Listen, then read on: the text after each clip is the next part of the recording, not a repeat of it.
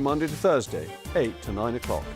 Only on GB News. Britain deserves a newsroom that puts the facts and your voice first. Well, and that's what you get on GB News. Lively debates, lively conversation. And we're not afraid to hold power to account. And each other. So join me, Andrew Pearce. And me, Miriam Cates, for Britain's Newsroom, weekdays from 9:30 on GB News.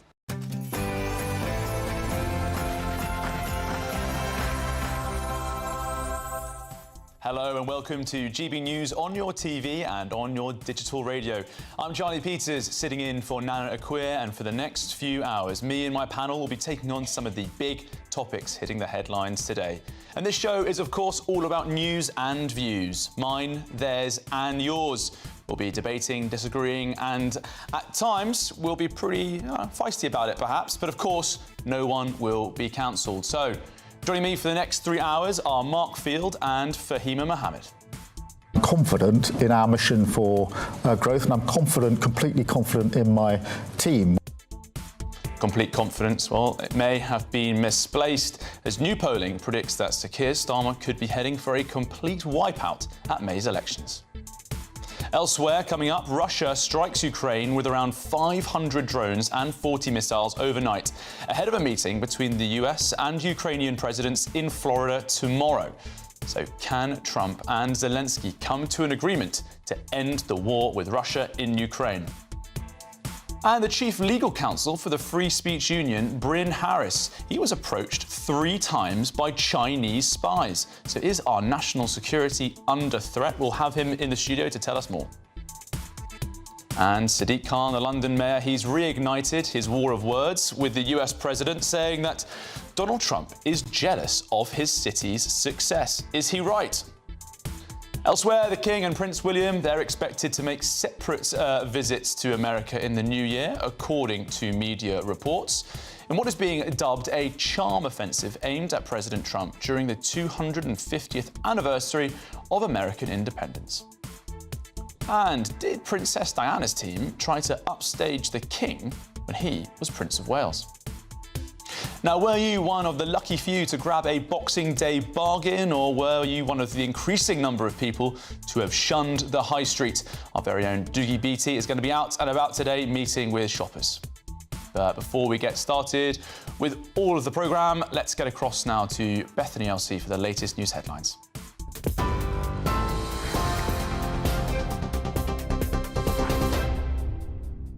Good afternoon. Your top stories from the GB newsroom at 3:02. Ukraine was hit with a barrage of missiles overnight, leaving hundreds of thousands of homes without power. It comes ahead of Donald Trump and Volodymyr Zelensky meeting in Florida tomorrow. The two leaders are set to discuss details of a 20-point peace plan, which Zelensky says is ready to put to his people in a referendum. But in an interview with Politico, Donald Trump says he will have to approve any deal. State of emergencies have been declared in both New York and New Jersey as winter storms caused delays and cancellations at airports. More than 2,000 international and 14,000 domestic flights have had to be cancelled. People across the northeast have been advised to stay off the roads because of treacherous conditions and only travel if necessary. The last time the Big Apple experienced heavy snowfall was in 2022, when 8 inches of snow fell in Central Park. Ice storm warnings have also been issued for most of Pennsylvania and Massachusetts. The government in the UK is launching a gap year scheme to give school and college leavers a taste of the Army, Royal Navy or RAF without a long-term commitment. The course is aimed at under-25s and is part of efforts to solve long-term recruitment and retention problems. Applications to be part of the first 150 recruits open in the spring, before expanding to more than 1,000 per year. A senior union leader is urging the government to improve workers' living standards amid fresh evidence people are still suffering from a cost of living crisis. General Secretary at the TUC, Paul Novak, says economic insecurity is draining people's faith that mainstream politics can deliver change. It comes as a survey of more than 2,000 adults reveals 1 in 5 are skipping meals every day, 1 in 3 are cutting back on heating, and 4 in 5 say they believe their financial circumstances are either stagnant or getting worse. NHS bosses have launched a full investigation and issued an apology after a body was wrongly released from a hospital mortuary and given to undertakers. The human error at Queen Elizabeth University Hospital in Glasgow was only discovered after cremation had taken place.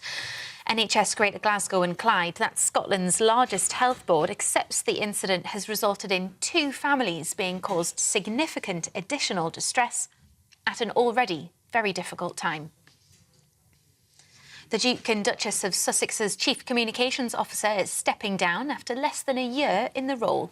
It's Harry and Meghan's 11th publicist in 5 years.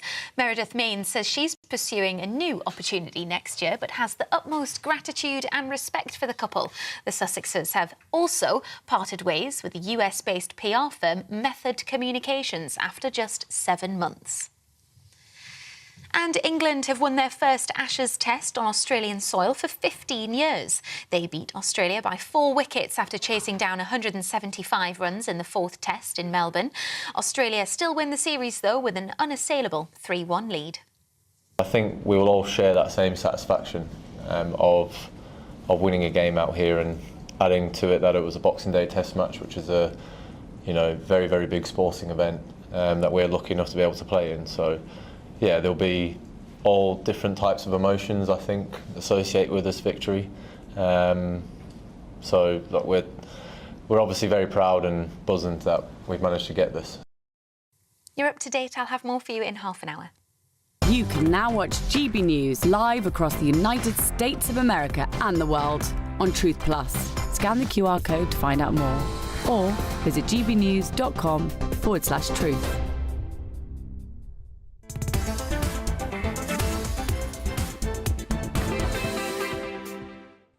Thank you, Bethany. There's actually one more story I'd like to add to your bulletin, because we have some lovely news, and I'd like to congratulate 2 of some of our very best staff. It's GB News' very own James and Natalie on their engagement on Christmas Day.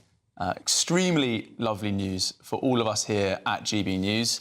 A beautiful couple, great colleagues, and just wonderful news over the Christmas period. Very Merry Christmas to James and Natalie, and many, many congratulations on a beautiful engagement. Can't wait to see them back here in the studio.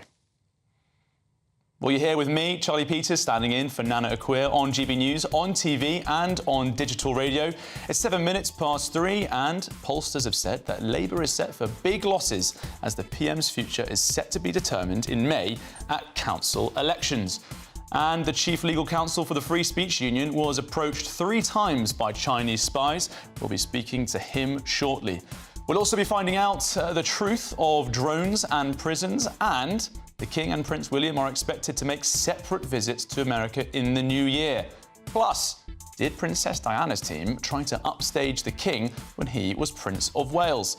That's all coming up in the next hour. And don't forget to send your views, post your comments by visiting gbnews.com/your say. Very keen for your attendance and engagement for the next 3 hours, so please do get in touch. Let me know what you're thinking.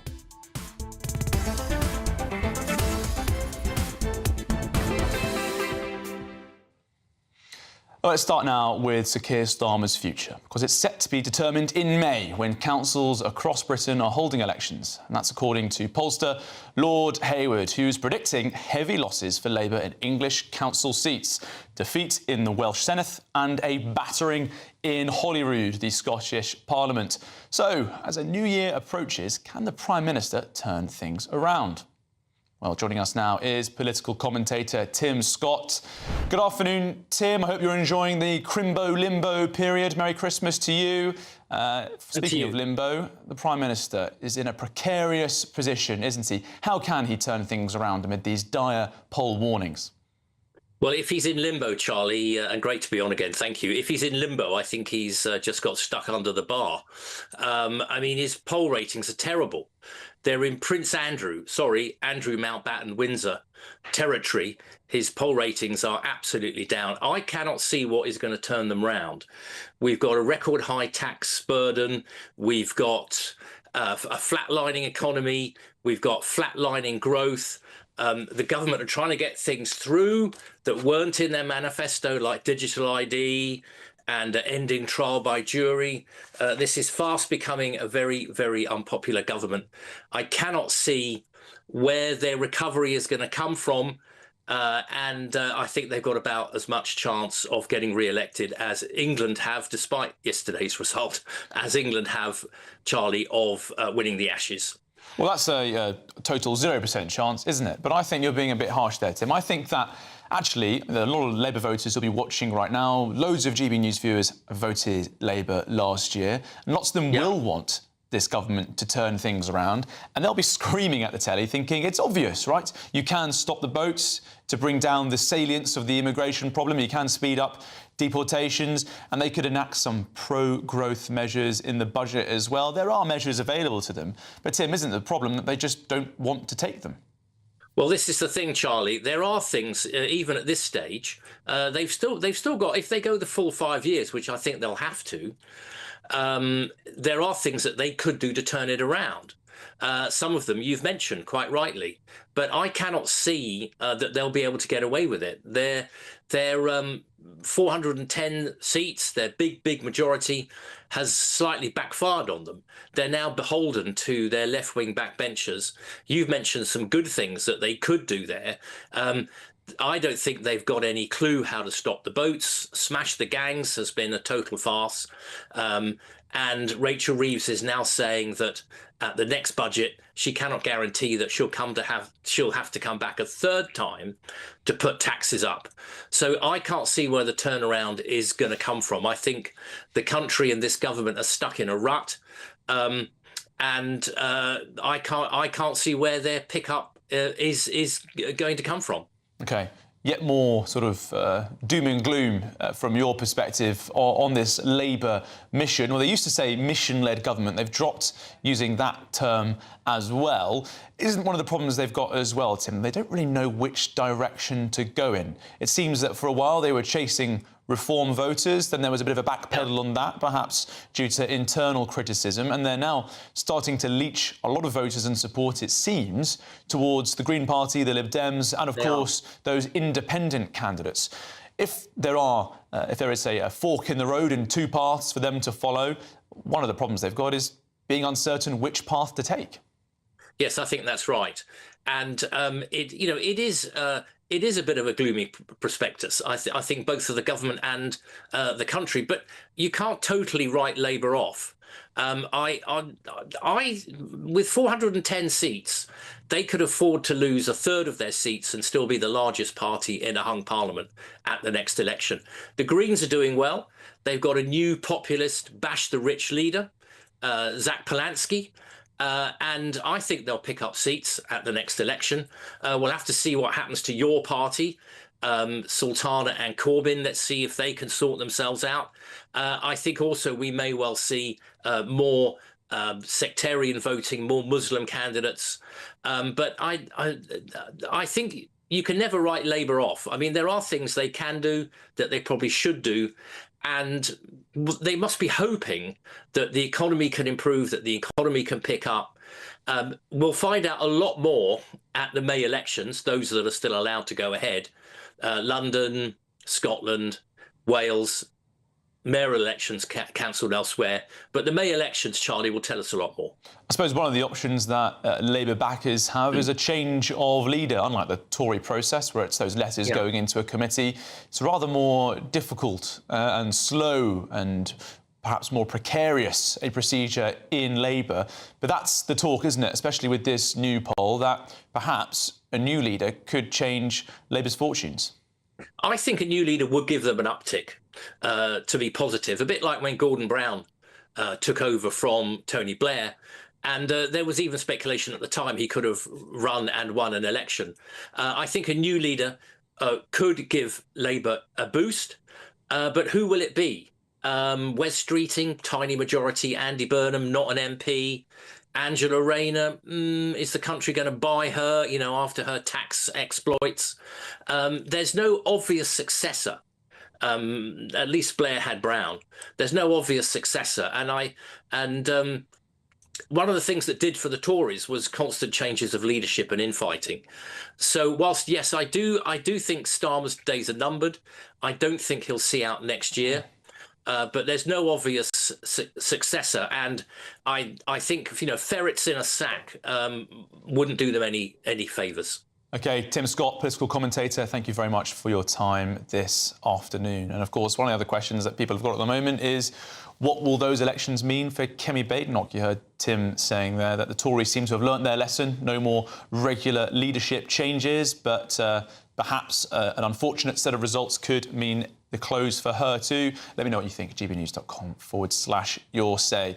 Well, time is 14 minutes past 3, and let's move on now, because Bryn Harris, who is the Chief Legal Counsel at the Free Speech Union, he believes that he was targeted by Chinese spies posing as researchers.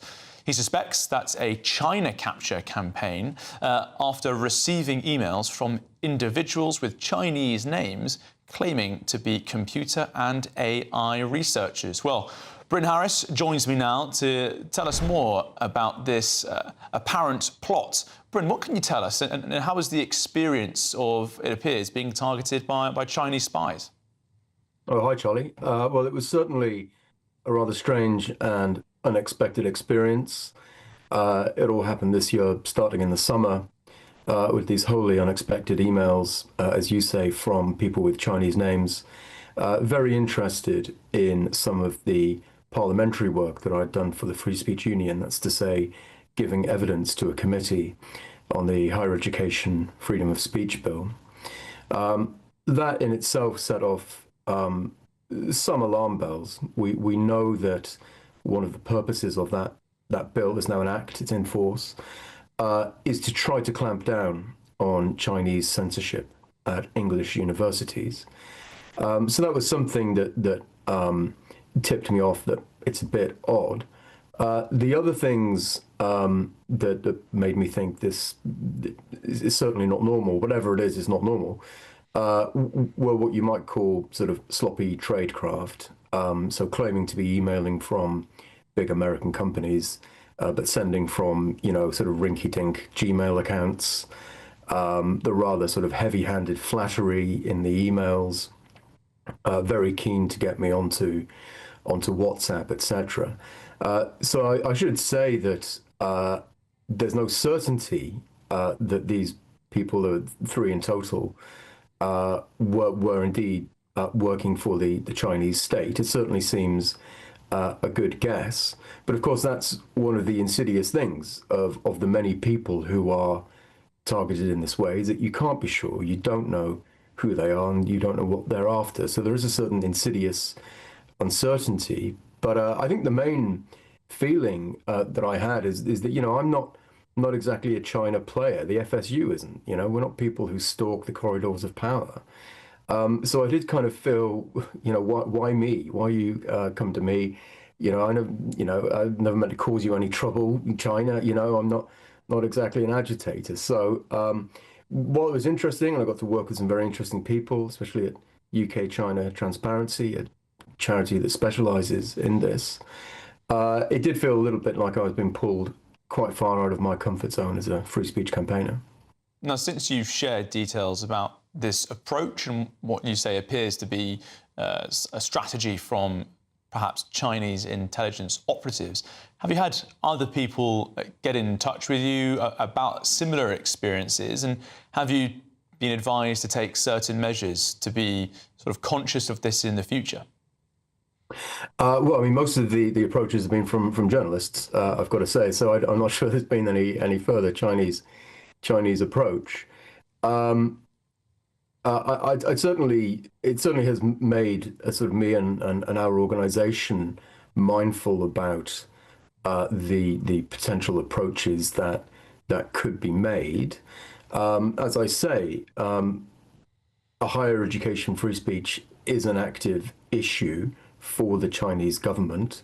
We have in the past, the Free Speech Union has helped academics who have spoken out against China and been sanctioned as a result. But it certainly does make one more aware of the potential malicious actors out there. I think one thing that I would say, and I think this reflects the experience of many, or at least some, which is that it's pretty obvious that there's something not right about this, right? We're not talking about really smooth operators who are sort of insidious and convincing, it's pretty obvious that they want something. The final approach. So I get the impression that I was sort of handled. There were some people who rolled the pitch, and then I get sort of the senior person at the end of it, and that's where you get the offer of money in a pretty blatant sort of upfront way. So as much as it's something to be aware of, certainly the sort of low-level people, whoever they are, who are targeting me, make it pretty obvious. Sorry to jump in, but you say it's something to be aware of. Has this experience made you realise that perhaps the country in general is not so aware of these potential threats and how widespread these operations can be? Yeah, I think that must be right, because, there's been a lot of coverage of these approaches, but it's tended to be those who are very obviously in positions of power, parliamentarians, etc. Yeah, exactly, and they're researchers and advisors. So it certainly was a bit of a wake-up call to me that they could well be targeting third sector organizations like the FSU, people, as I say, who aren't players. Like I said, I've been working with UK-China Transparency on this. Now, they are players, right? They know this world and they've been in it. So I think there is an element of the widespread nature of this, whatever it is, subversion, intelligence gathering. I think it is bringing in people who never thought they'd be part of it, and who probably shouldn't. I think we should be allowed to get on with our sort of business without worrying that we're being sort of cultivated or subverted. I'm not sure exactly what I could have told them anyway that they would have found valuable. Well, Bryn, don't give away your secrets on GB News. But thanks for your time this afternoon, Bryn Harris. Thank you very much indeed. Right, you're with Charlie Peters on GB News. Still to come, I will be joined by the Under-Secretary of State for Public Diplomacy, Sarah B. Rogers, as we edge closer to President Trump and Zelensky's meeting. And this comes after Sarah Rogers sanctioned rather a few people in Europe over free speech concerns.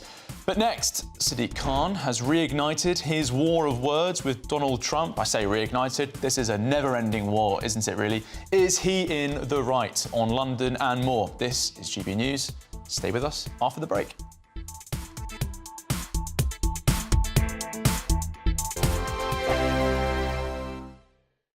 Exciting news. Every Friday, my Patrick Christie's Tonight Show is going to have a twist to it. We're welcoming some special guests. You. That's right, on Fridays I'm going to be doing my show in front of a live studio audience, because this show is about you and what you have to say. It's going to be the same big debates, same big topics, same big opinions, but every Friday night at 9 p.m. you are invited to come on down to Patrick Christie's Tonight to be a part of the action. Only on GB News, the People's Channel, Britain's news channel. Patrick Christie's Tonight, weekdays from 9 p.m.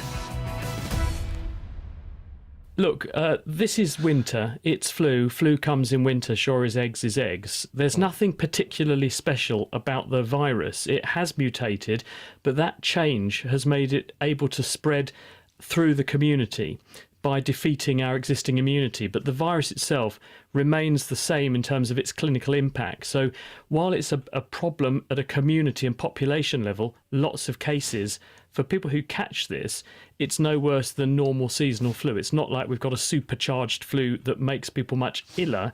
We've got a virus that's spreading better and it's come earlier. So we're seeing it rising up the sort of infectious disease rates faster for this time of year. And there are a number of reasons for that, partly because it is a different virus, it's mutated. We haven't seen this particular strain spread for a couple of years. So population immunity levels are quite low. That's why it's spreading more. What you said there, very calm, very rational, quite reassuring, to be honest with you, seems very logical, understandable. Earlier today, the BBC decided to do a report that looked a lot like this. Let's play the clip. The throwback, isn't it? We were used to wearing these a few years ago. Now this is the precaution being taken. Also, people are being told to make sure their hands are clean and that they're not bringing germs into the hospital. Yeah, I mean, obviously, we haven't got time to play it all, but she goes on to, like, use the hand sanitizer. Again, I'm just wondering if it's a little bit fear-mongery. Well, look, We must take flu seriously, because it's a fact that if we tot up the excess mortality in the wintertime, just in the UK, and we attribute a lot of this excess mortality to flu, in an average year, maybe 5,000-6,000 people will lose their lives to flu.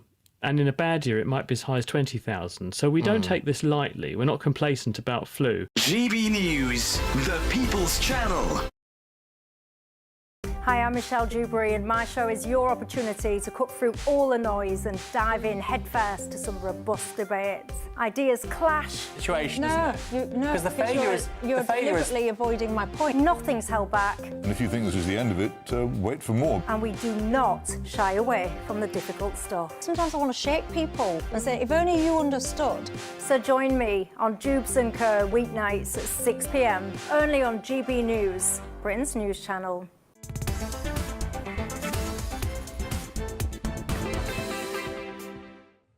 Welcome back. You're with me, Charlie Peters, sitting in for Nana Akua on GB News, on TV and on digital radio. Now, the Mayor of London, Sadiq Khan, he's attacked populists, claiming that they're going after London because it is progressive and successful. Sadiq Khan has labelled those on the right of British politics as unpatriotic for trying to tear down London. He's also claimed that US President Donald Trump is continually attacking the capital because he's jealous he hasn't got any global cities in the US that can compete. He gave those remarks to the Financial Times. Well, joining us now is Reform UK London Assembly member Alex Wilson for his reaction to these comments. Alex, is it true that Donald Trump is jealous of London because he hasn't got any global cities to compete with us? Charlie, no, it's utter nonsense. Look, I go head-to-head with Sadiq on a regular basis at Mayor's Question Time. Every time I point out one of the many things that he's doing wrong in the way he's running our city, he just simply says, oh, you're talking down London. No, I'm not talking down London. You're running down London, Mr. Mayor, and it's absolutely right that anybody, whether you're on the right, the left, or wherever, should be able to point out the failings of his administration without being called this instead. I mean, you look at what's going on in London. It's the most congested capital city in Europe. It's harder than ever, more expensive than ever to get on the property ladder, whether that's for purchase or for rent. And we have a crime epidemic that is out of control. We're the mobile phone theft hotspot of Europe. Knife crime up 2/3 since Sadiq was elected as mayor, and yet in the last 3 years, the use of stop and search, which is a tool that we know is great at getting weapons off our street, the use of that has halved in the last 3 years. So it's entirely appropriate for me and indeed for Donald Trump to point out how badly Sadiq's doing, and for him to say, oh, it's because we're jealous. Nonsense. I want London to succeed, because if London succeeds, Britain succeeds. But that simply is not happening at the moment. And the mayor, Sadiq Khan, has so much responsibility to bear for that. So, Alex, I love London, and I recognise everything that you're saying. But everything I love about London is under threat, I think, because of much of what you've described there. The street crime issues, street robberies, shoplifting, people not being able to take their phones out. But despite all that, I still think that it's a really great city. And Sadiq Khan, he certainly chooses his targets, doesn't he, going after Donald Trump and populists, as he puts it, in this interview. But he's still got a point when he says that London is a great city. Alex Wilson, what do you love about London town? Well, it is still a great city. I love living there. It's somewhere I moved to. I wasn't originally born there, like a lot of people. I moved to London, and it's got a lot on its doorstep, a lot of cultural offering. I love going to the theatres. But even things like that, and the hospitality industry has been under siege for the last 10 years. We've had the devastating effect of lockdown. Then we have high taxes. We lost 50 pubs in London last year, and the numbers are expected to be similar for this year. That's a combination of the hangover of lockdown, but also it's the national insurance hike. Now we've got the business rates view. So the big threat to London next year, and indeed the threat to the country as a whole, is Labour government's catastrophic mismanagement of the economy. Rachel Reeves' budgets are doing so much damage, and it's no coincidence we've seen unemployment rising every month since Reeves' first budget. That trend is going to continue. If it does continue, then not only London but the country as a whole will suffer. There is one thing, however, that even London in its current state we can be proud of, and it's the one part of England that's not going to have any elections cancelled next year, and it's going to be a real opportunity for parties like Reform to make that breakthrough, and we can perhaps start taking our city back. I think perhaps, Alex, there's more than one thing we can be proud of in London. It is a global city. 4% arrivals, a rise in 4% from international arrivals to the capital last year. People still want to come here, don't they, despite all the talk about it being super dangerous and difficult to be in. But Alex, really grateful for your time this afternoon. Reform UK London Assembly member. Joined now in the studio by former Conservative MP Mark Field and the political commentator Fahima Mohammed. Fahima, I'll start with you. Donald Trump has often gone after London and also Sadiq Khan, often combining those attacks. But Sadiq Khan says that Trump is just jealous of London town. Do you agree with him? I don't know about the word jealous. I just think that he probably doesn't like the fact that Sadiq Khan, representing the party that he does not actually, conform to and is on the side of Trump. And that's why what it is. I think it is political identity here. And I think at the end of the day, he probably prefers another party like Reform to be in there instead. So Sadiq Khan has obviously taken the brunt of that. And I do believe, though, London is a beautiful city, regardless of all the issues, and it doesn't just fall under Sadiq Khan. He has got strategic authority, but not necessarily absolute rules. We need to understand how this, country is governed so that we can actually blame the real perpetrators, not necessarily the people that are just, operating under, major governments, not just, City Hall. Not just the local government as well. Mark, is Sadiq Khan to blame for the street robbery crisis that we have in London, phone theft, shoplifting, a lot of people feeling unsafe when they walk around the town? I wouldn't blame him alone, but, it's been on his watch. He's been the mayor for the best part of a decade now, and certainly there is more of a crime wave in London. I love London. I've lived all my adult life here. After university and law school, it is 37 years ago that I first came to London, and I made my entire political career in the city. I was the MP for the cities of London and Westminster for almost 20 years, and before that had 8 years as a councillor next door in Kensington and Chelsea. It is a very vibrant, very energetic city, but it goes through ebbs and flows. And I think you've seen some of the troubles with crime that evidently are getting worse. And the one thing I would say is that there's also a sense, and I've seen this, say, in almost 4 decades, the sense that London, in its culture and its values, is now, it's almost like an island off the rest of the UK. It is very, very dissimilar. And I think, in fairness to Donald Trump, the one thing I would say, he does have a global city. New York is a fantastic global city. And you go to places like... more dangerous, perhaps, than murder rates, absolutely. I think, like all these things, once you become more savvy about living in a city, you know how to get around it. And my oldest friend lives in the Upper West Side of Manhattan. He's probably and he's not doing too badly. And and so I don't think I would be overly critical. But I think, as far as Sadiq Khan is concerned, he's got a big job to do to try and improve the quality of life here, which evidently has deteriorated in recent years. Fahima, we just heard from that change in London's culture. It's become an island of itself. What I think quite curious about the capital, it's actually a collection of lots of different cultures. It's actually one of the most conservative parts of the country because of how high the foreign-born population is. A lot of Muslims, a lot of people from more conservative and religious parts of sort of the global tapestry. But at the same time, it's also got pride parades, loads of young graduates living in almost entirely separate worlds. Sadiq Khan talks about it being a really united and cohesive, diverse city. It's not really that at all. These people live sort of in separate worlds. I think when you talk about separate worlds, I've been to New York as well, and I've lived in London the majority of my life, and coming from South Africa when I was really young. And I feel that a lot of people do come to London and they feel they can settle here more than anywhere else because you can be yourself. There's no sort of superficialness, and there's no sort of ways in which that you have to conform. You can have your own identity, still be proudly British and respect and live cohesively. And I really don't think that there is actually an issue. I don't understand this thing where people are living all separately. We all just do things differently. In one family, people live separately. People have different ways of believing and thinking. So, of course, in a city, you'll find the same. Okay. There was also research done where you can visit different countries of the world within the UK, whether it's cuisine, whether it's clothing. So it just shows how vibrant and multiculturalism is actually a good thing. Right, quickly, your response to that? Vibrancy. Listen, I agree with a lot of what Fahima has said, but I think there is a concern that we're now seeing communities getting ghettoised.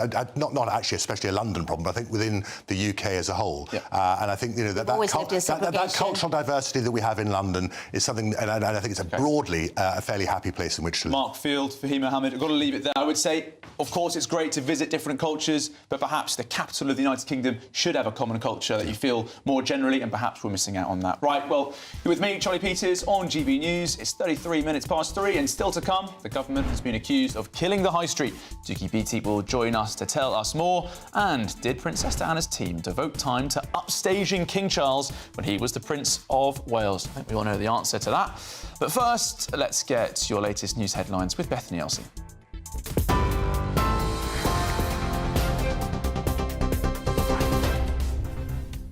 Charlie, thank you. An update at 3:34. Russia strikes Ukraine with around 500 drones and 40 missiles overnight, leaving hundreds of thousands without power. That's ahead of a meeting between the US and Ukrainian presidents in Florida tomorrow.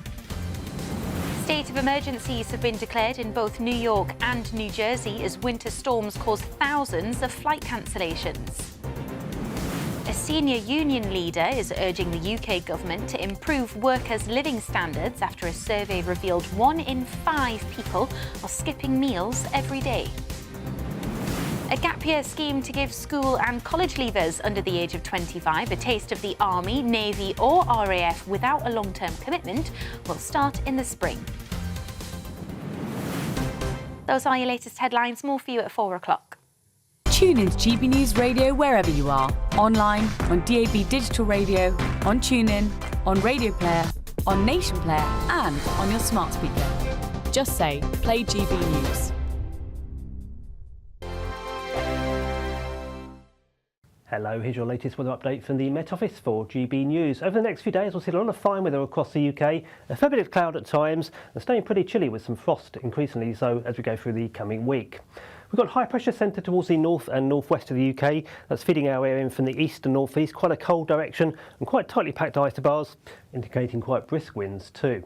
So as we head into the evening and through the overnight period, we'll see quite a bit of cloud feeding in from that northeasterly direction, giving some patchy rain or drizzle in places. The best of the breaks generally up towards the north and northwest, certainly across Scotland, fairly clear skies at times. That will allow a fairly widespread frost to form here by the morning on Sunday, and a few freezing fog patches also likely here by the early hours. Temperatures below freezing then across parts of Scotland, but mostly frost-free, with temperatures holding up just above freezing across the south of the UK. So we head through Sunday then to start the day. A lot of cold weather across Scotland. Some early sunshine coming through once the fog and frost lifts, but some of that fog could well take a while to clear on Sunday. A few brighter breaks coming through at times across Northern Ireland, and then we head into quite cloudy skies across England and Wales. Again, the cloud thick enough in places to give 1 or 2 spots of rain. The best of the early brightness across England and Wales out towards the far west and southwest.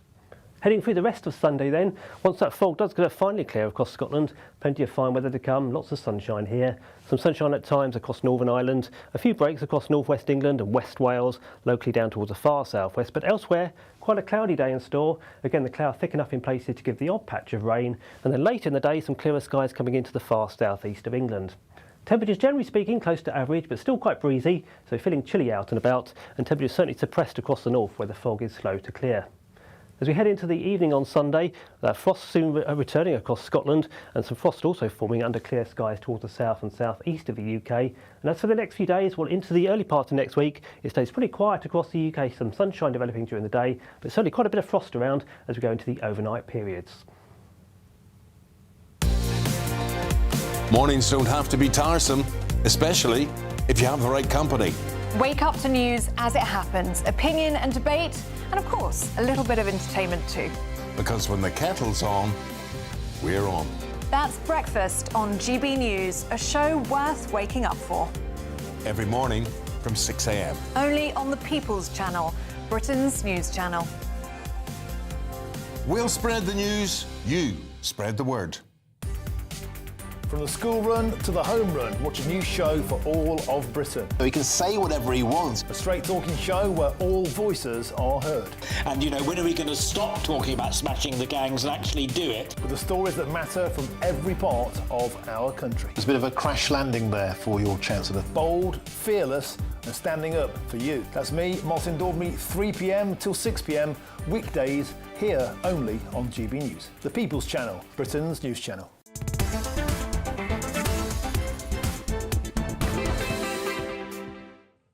Welcome back. You're with me, Charlie Peters, sitting in for Nana Akua on GB News, on TV and on digital radio.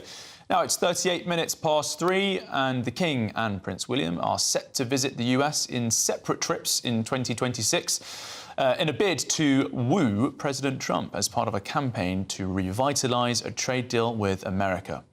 Now, The Times reports that King Charles's visit is likely to take place in April to mark America's 250th year of independence, with Prince William set to visit during the World Cup in June or July. Also, in other royal news, a new document reveals that the late Princess Diana's press team was branded as predatory by Charles's staff, who claimed that her team were devoting time to upstaging him. Now, these documents have been released from the National Archives of Ireland. They were written to Irish officials 30 years ago, ahead of the then Prince of Wales's two-day visit to the Republic of Ireland in 1995, after his high-profile separation from Diana in 1992. Now, one of the Prince's staff suggested that Diana's team, which they claimed was more predatory and skilled with the media, would likely stage a visit of their own soon afterwards.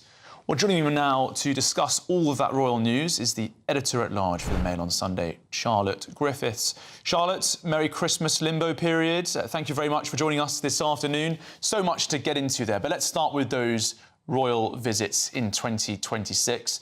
The significance of the two dates, the anniversary and the World Cup. What do you make of it? Yes, I mean, it's such an unlikely combination, isn't it, Charles? I'm always struck by how he's kind of built this friendship with Donald Trump. And Donald Trump is so fond of Prince William as well. And in France this year, he said that they got along famously. And of course, the dates are really significant. But I also think it's quite significant that these two men, you'd think they'd sort of be very anti-Donald Trump, but they're actually, quite fond of him. And they'll be quite keen to, put across their environmental message as well, I'm sure, and try and get Trump to sort of change his mind on all things drill, baby, drill. Doubt they'll be very successful on that one. But yeah, I think two very significant events that will help build the special relationship. Also a great sign that the King's cancer's going quite well, because if he's planning a trip in April, that shows they're obviously predicting he'll be in rude health by then to make such a big and important trip. Yeah, it's a positive prediction, isn't it? And I think perhaps the King, you might say, the right choice for such a momentous occasion, the 250th anniversary.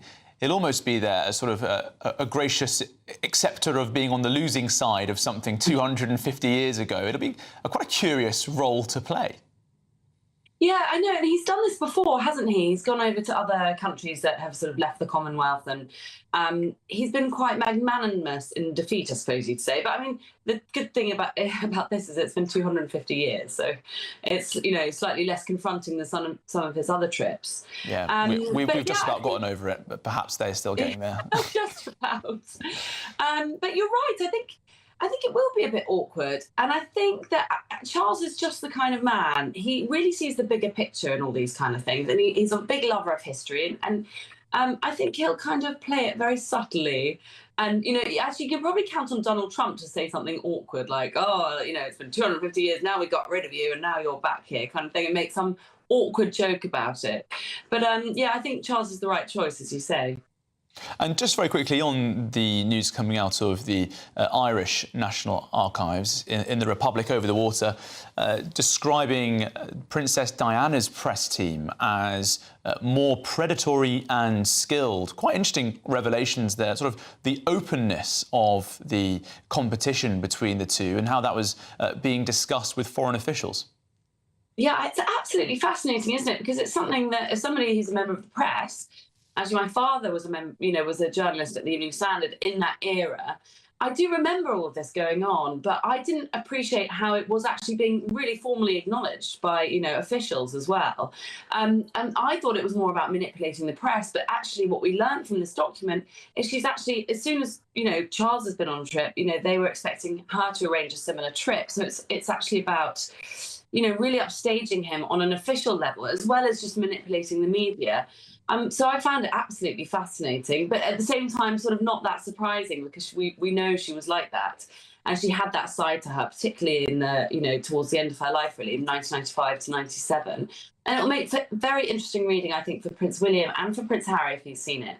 Because especially Harry, they really believe that their mother was this sort of saint, very much a victim, and a sort of passive sort of participant in this kind of media war of words. But actually, she was a bit more sassy than that. She was really part of her own narrative, and she was controlling her own narrative, very much so. And, that's not a criticism in any way, because actually she was fighting a sort of big battle at the time, and she was just using what she could to kind of control her image, and very successfully so. Yeah, well, fascinating stuff. Thank you very much, Charlotte Griffiths, for your time this afternoon. Now, if you are in search of some holiday sun, it is 44 minutes past 3, and it's time now for the forecast of some of the top European destinations. Ready to soak up that holiday sunshine? Won't we need some cover? No worries. All sorted. All Clear Travel Insurance sponsors GB News Travel Destinations Forecast. Hello, if you're off to the Eastern Med or Italy over the next few days for a New Year break, it'll be often sunny and dry, but much more unsettled towards the Western Med, particularly across Iberia, with some areas of low pressure bringing in some heavy rain, some strong gusty winds as well, and some mountain snow. Heavy snow on Saturday and into Sunday across the Pyrenees and Andorra. The showers clearing away from Sicily, leaving most of Italy and Greece fine and sunny, but there will be some heavy snow across parts of northern Turkey, otherwise a fine outlook elsewhere. All Clear Travel Insurance sponsors GB News Travel Destinations Forecast. Well, if you'd like to pay for one of those exciting trips overseas, well, good news. It's time for the Great British Giveaway, and it's your chance to win a wonderful £85,000. Hedy Sparks, she has been to Lapland, of course. Some people get all the great trips, and she has all the details you need for a chance to make it all yours. This Christmas, we're giving you the chance to win our biggest cash prize of the year. An incredible £85,000 in tax-free cash could be yours. Cash to make your new year the best yet. And we've come to the fabulously festive Aurora Collection Resort here in Lapland to celebrate. Imagine what next year could look like for you with a whopping £85,000 in the bank. You could find yourself on the adventure of a lifetime, or just safe in the knowledge that next year is on us.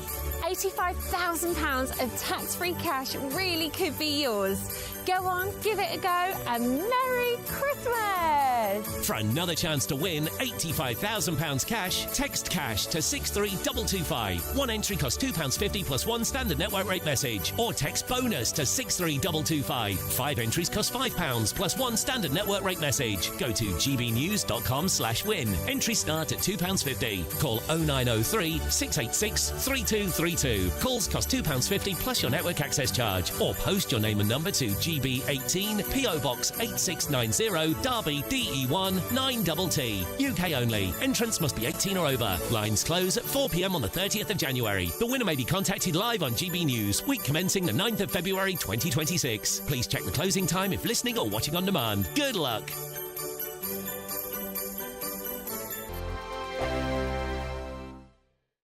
Westminster's full of talk, but out here, it's the real world. Am I allowed to talk now? No, that's it. This is where it matters, real people and real lives. That's what politics is all about. In fact, has Trump made a good start? No. Straight answers, no spin, and just a couple of pints. How many fingers have I got up? About 10. So join me for Lee Anderson's Real World every Friday at 7 p.m. only on GB News. The People's Channel, Britain's news channel. Britain was once the envy of the world, but look around. A nation that no longer knows what it is or where it's going. A country that's broken. How do we fix Britain? How do we bring it back? Friday night with Matt Goodwin at 8 p.m. only on GB News. Decisions made in Washington aren't just shaping America, they're shaping Britain too. From migration to global security, from crime to health. Whatever happens in the White House today will be felt in your town or city tomorrow. That's why The Late Show is live from Washington, D.C. Cutting through the politics to show you what it all means for Britain. The Late Show live every night at midnight. Only on GB News, Britain's news channel. No matter the state it's in, this is our nation. Join me, Jacob Rees-Mogg, for a genuine, honest discussion on where we have been, where we are going, and where we are with the people who set the direction. Tune in to State of the Nation every Monday to Thursday, 8 to 9 o'clock. Only on GB News. Bold. They are under no illusion. Ray. Are you a human trafficker? Boundless. I've had enough of the nonsense, and I'm not afraid to say it. Don't get us on the BBC. Every weeknight, I tear through the headlines. The smell of gasoline. Should we be worried about it? From Westminster madness to cultural war chaos. What I'm going to do now, they are throwing things out the car as we speak. Get ready, Britain. Here we go. Patrick Christie's tonight, weeknights from 9 p.m, only on GB News, Britain's news channel. At GB News, we love to hear from you, our loyal community. So drop us a line at gbnews.com/yoursay. There you can talk to each other and also to the presenters live on air. gbnews.com/yoursay, because GB News is your channel, Britain's news channel. Hi, I'm Michelle Dewberry, and my show is your opportunity to cut through all the noise and dive in headfirst to some robust debates. Ideas clash. Situation, No, Because the failure is... You're deliberately avoiding my point. Nothing's held back. And if you think this is the end of it, wait for more. And we do not shy away from the difficult stuff. Sometimes I want to shake people and say, if only you understood. So join me on Jubes & Co. weeknights at 6 p.m, only on GB News, Britain's news channel.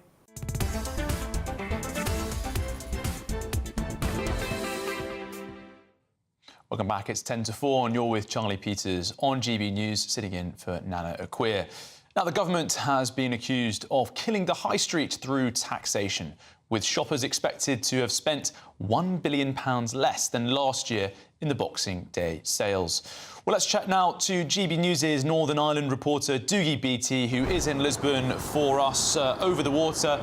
Doogie, it's been a pretty quiet day for shopping over with you, hasn't it? It has. In fact, it's the high streets, the city high streets, that have been the real problem here, Charlie. I mean, it is an eye-opener of a day. We started the morning off in Belfast, the capital city, and it was pretty much empty.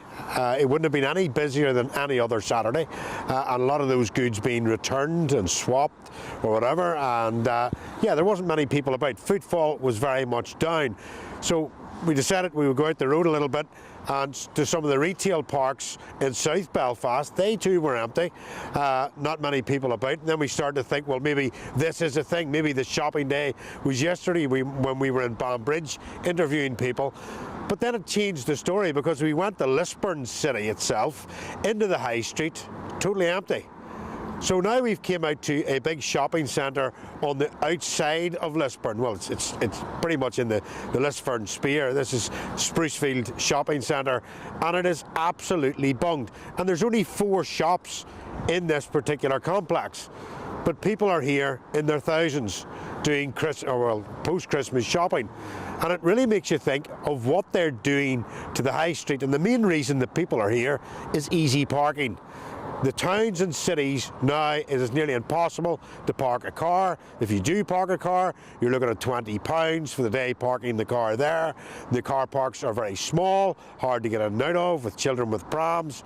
And so what happens is this ever-decreasing circle, Charlie, of mainstream shops then leaving the high street, coming to places like this, then the high street getting full of charity shops, hot food outlets, etc., and the high street itself starting to die. There must be something done here, a high street experience to bring people back in to the towns and cities right across the UK. I'm sure Northern Ireland isn't on its own in that particular problems, and in doing so they will give better choice, and they will also give a better experience, but create more jobs.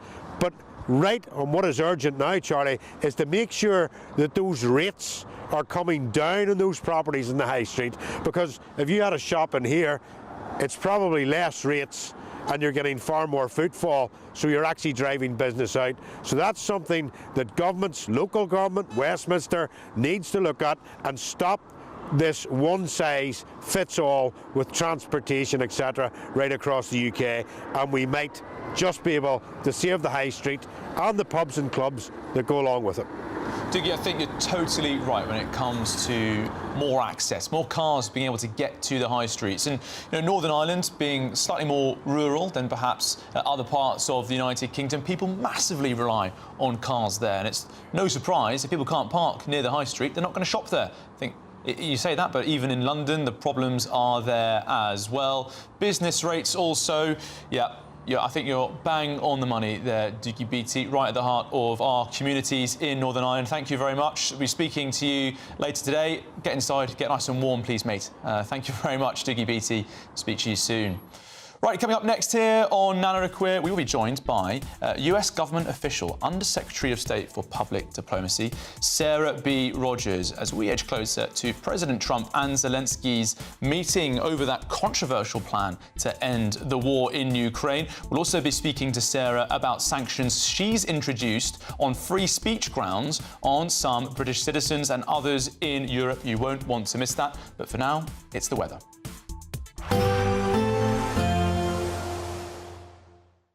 Expect warm spells with the odd rude interruption. Box Boilers sponsors the weather on GB News. Hello, here's your latest weather update from the Met Office for GB News. Over the next few days, we'll see a lot of fine weather across the UK, a fair bit of cloud at times, and staying pretty chilly with some frost increasingly so as we go through the coming week. We've got high pressure centre towards the north and northwest of the UK. That's feeding our air in from the east and northeast, quite a cold direction and quite tightly packed isobars, indicating quite brisk winds too. So as we head into the evening and through the overnight period, we'll see quite a bit of cloud feeding in from that northeasterly direction, giving some patchy rain or drizzle in places. The best of the breaks generally up towards the north and northwest, certainly across Scotland, fairly clear skies at times. That will allow a fairly widespread frost to form here by the morning on Sunday, and a few freezing fog patches also likely here by the early hours. Temperatures below freezing then across parts of Scotland, but mostly frost-free, with temperatures holding up just above freezing across the south of the UK. So we head through Sunday then. To start the day, a lot of cold weather across Scotland. Some early sunshine coming through once the fog and frost lifts, but some of that fog could well take a while to clear on Sunday. A few brighter breaks coming through at times across Northern Ireland, and then we head into quite cloudy skies across England and Wales. Again, the cloud thick enough in places to give one or two spots of rain. The best of the early brightness across England and Wales out towards the far west and southwest. Heading through the rest of Sunday then, once that fog does finally clear across Scotland, plenty of fine weather to come, lots of sunshine here. Some sunshine at times across Northern Ireland, a few breaks across northwest England and West Wales, locally down towards the far southwest, but elsewhere, quite a cloudy day in store. Again, the cloud thick enough in places to give the odd patch of rain, and then later in the day, some clearer skies coming into the far southeast of England. Temperatures generally speaking close to average, but still quite breezy, so feeling chilly out and about, and temperatures certainly suppressed across the north where the fog is slow to clear. As we head into the evening on Sunday, that frost soon returning across Scotland, and some frost also forming under clear skies towards the south and southeast of the UK. And as for the next few days, well, into the early part of next week, it stays pretty quiet across the UK, some sunshine developing during the day, but certainly quite a bit of frost around as we go into the overnight periods. Expect warm spells with the odd rude interruption. Box Boilers sponsors the weather on GB News. We want to make the new year your best year yet, with a chance to win our greatest cash prize to date. A simply stunning £85,000 in tax-free cash could be yours. Treat the family to that bucket list holiday you've always fancied. Get your dream car you've always wanted. Or just relax, safe in the knowledge that the coming year is on us. For another chance to win £85,000 cash, text cash to 63225. One entry costs £2.50 plus one standard network rate message. Or text bonus to 63225. 5 entries cost £5 plus one standard network rate message. Go to gbnews.com/win. Entries start at £2.50. Call 0903 686 3232. Calls cost £2.50 plus your network access charge. Or post your name and number to GB18 PO Box 8690 Derby DE1 9TT. UK only. Entrance must be 18 or over. Lines close at 4 p.m. on the 30th of January. Please check the closing time if listening or watching on demand. Good luck. Mornings don't have to be tiresome, especially if you have the right company. Wake up to news as it happens, opinion and debate, and of course, a little bit of entertainment too. Because when the kettle's on, we're on. That's Breakfast on GB News, a show worth waking up for. Every morning from 6 a.m. Only on the People's Channel, Britain's news channel. We'll spread the news, you spread the word. From the school run to the home run, watch a new show for all of Britain. He can say whatever he wants. A straight talking show where all voices are heard. And, you know, when are we going to stop talking about smashing the gangs and actually do it? With the stories that matter from every part of our country. There's a bit of a crash landing there for your Chancellor. Bold, fearless and standing up for you. That's me, Martin Daubney, 3 p.m. till 6 p.m. weekdays here only on GB News. The People's Channel, Britain's news channel. Westminster's full of talk, but out here, it's the real world. Am I allowed to talk then? No, that's it. This is where it matters, real people and real lives. That's what politics is all about. The fact is Trump made a good start. No. Straight answers, no spin, and just a couple of pints. How many fingers have I got up? About 10. So join me for Lee Anderson's Real World every Friday at 7 p.m. only on GB News. The People's Channel, Britain's news channel. You want to know what's really going on in the corridors of power? Labour don't know what to do with you half the time, and that makes you quite lethal in the chamber. Get behind the headlines with Chopper's Political Podcast. Join me, Christopher Hope, as I sit down with the great and the good of British politics. We'll see where this ruling takes us. These are the stories shaping our nation. Chopper's Political Podcast, available now on all platforms. Listen in and stay ahead.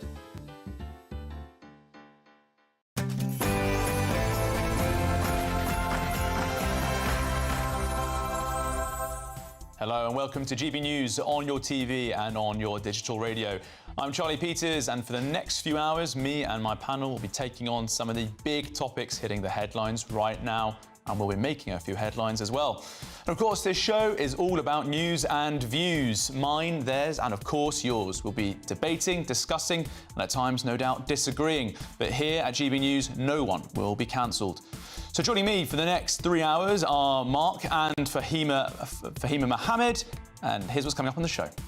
I'm confident in our mission for growth, and I'm completely confident in my team. Well, that total confidence may have been misplaced because new polling predicts that Sir Keir Starmer could be heading for a complete wipeout at May's elections. Also coming up, Russia strikes Ukraine with around 500 drones and 40 missiles overnight ahead of a meeting between the US and Ukrainian presidents in Florida tomorrow. He's on his way there now to Mar-a-Lago, but first he'll stop off to meet Canada's Prime Minister. Stay tuned for that, as we'll bring you the moment they meet. Can Trump and Zelensky come to an agreement to end the war in Ukraine? Back here in Britain, a gap year scheme to give school and college leavers under the age of 25 a taste of life in the military without a long-term commitment will take recruits in the spring. But is it enough to deal with our recruitment and retention crisis? And in the Great British Debate, I'll be asking my panel if it's rude to return your Christmas presents. I want to hear your take on that, of course. But before we get started, let's get the news with our very own Bethany Elsey.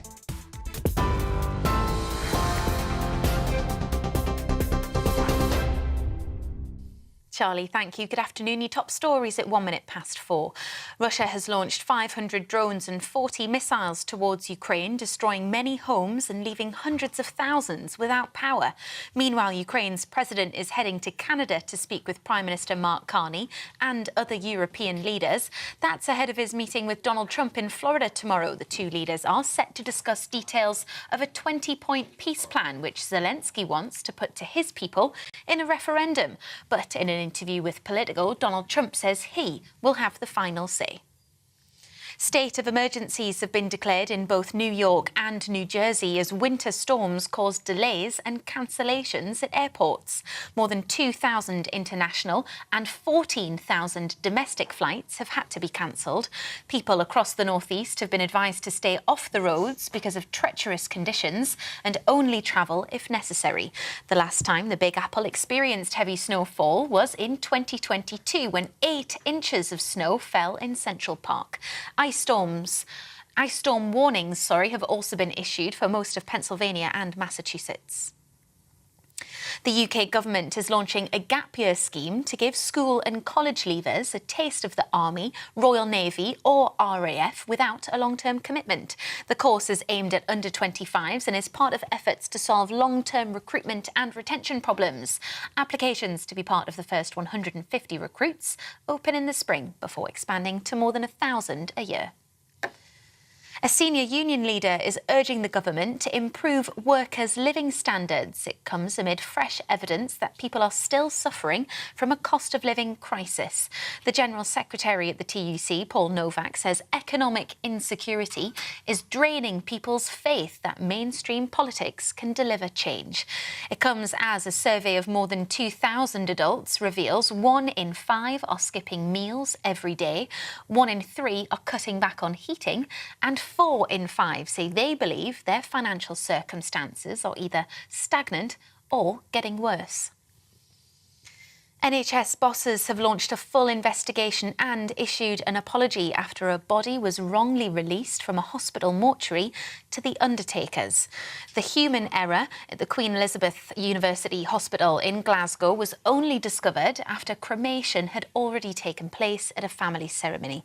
NHS Greater Glasgow and Clyde, that's Scotland's largest health board, accepts that the incident has resulted in 2 families being caused significant additional distress at an already very difficult time. The Duke and Duchess of Sussex's Chief Communications Officer is stepping down after less than a year in the role. It's Harry and Meghan's 11th publicist in just 5 years. Meredith Maines says she's pursuing a new opportunity next year, but has the utmost gratitude and respect for the couple. The Sussexes have also parted ways with US-based PR firm Method Communications after just 7 months.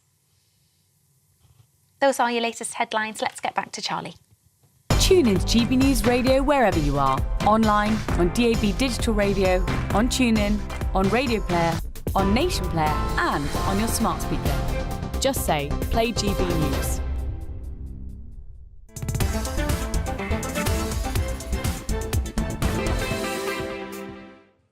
Thank you, Bethany. It's 5 minutes past 4 and you're with me, Charlie Peters, on GB News, on TV and on digital radio.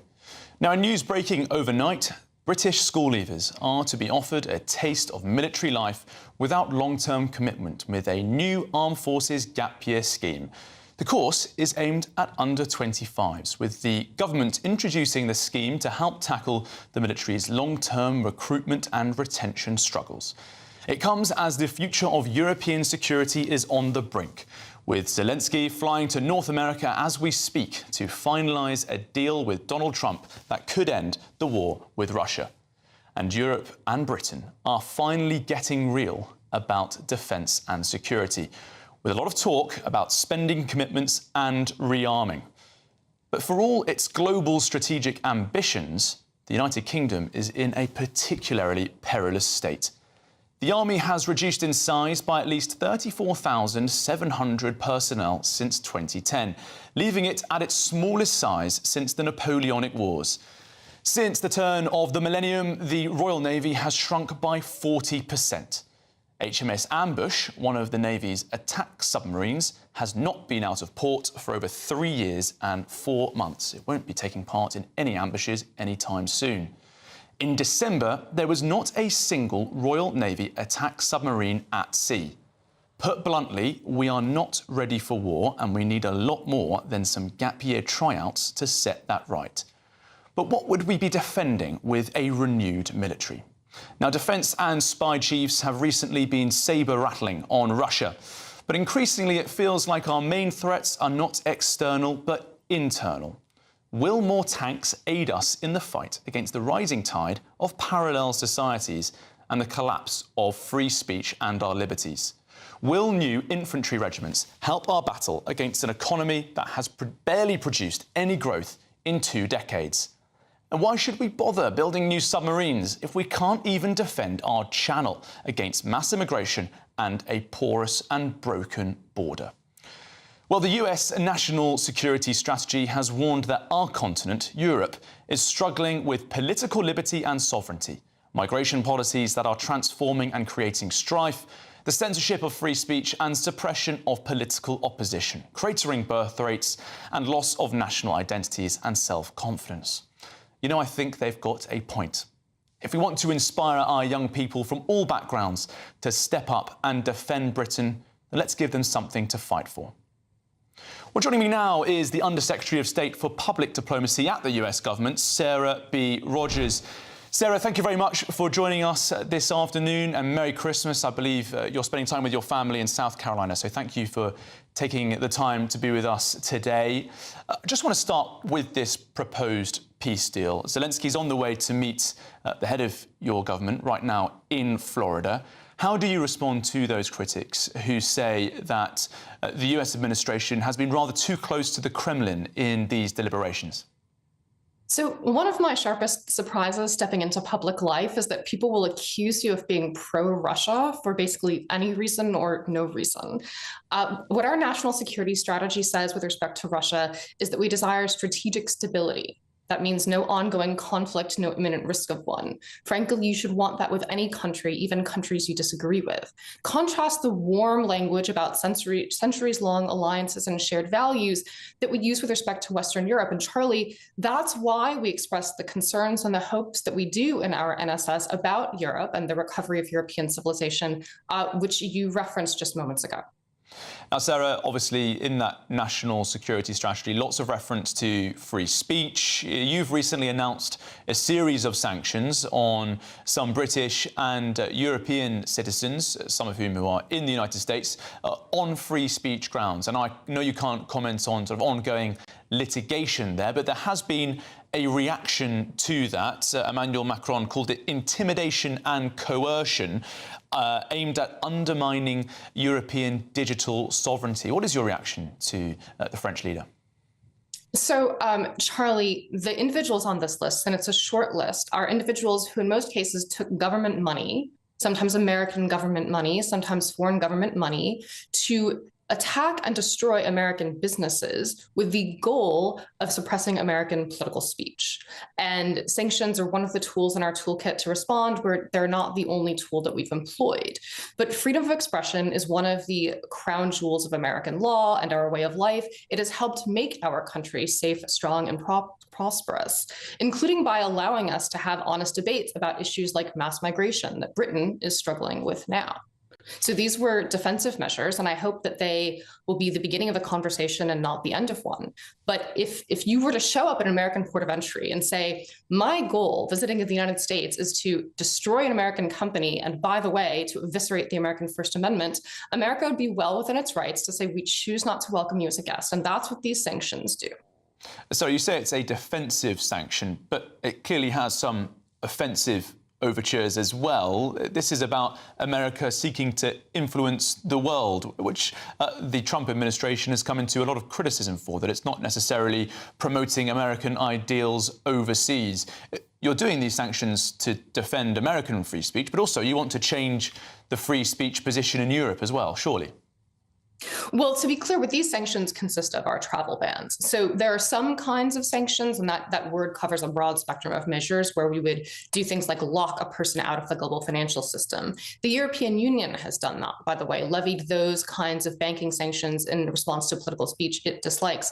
These sanctions just say you can't come to the United States. Now, it's true, and we make no secret of the fact that we hope to influence global debate and discussion, particularly in allied countries, about core American interests and values like freedom of expression. But what we've decreed here is that if your purpose is to destroy American businesses and censor American speech, you are just not a guest we choose to invite onto American soil.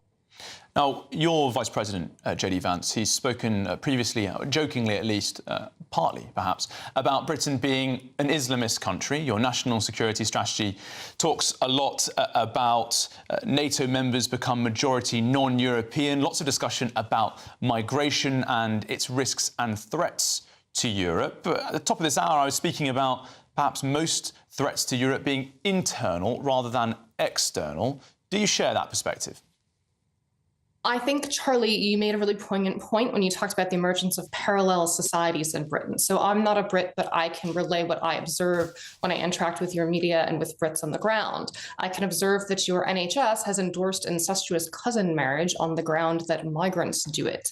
I can observe that the British Medical Journal recently published a defense of female genital mutilation, something we never thought we'd see in any civilized country. And when we talk about civilization, we are invoking ties deeper and broader than we'd share with members of the same state or members of the same nation.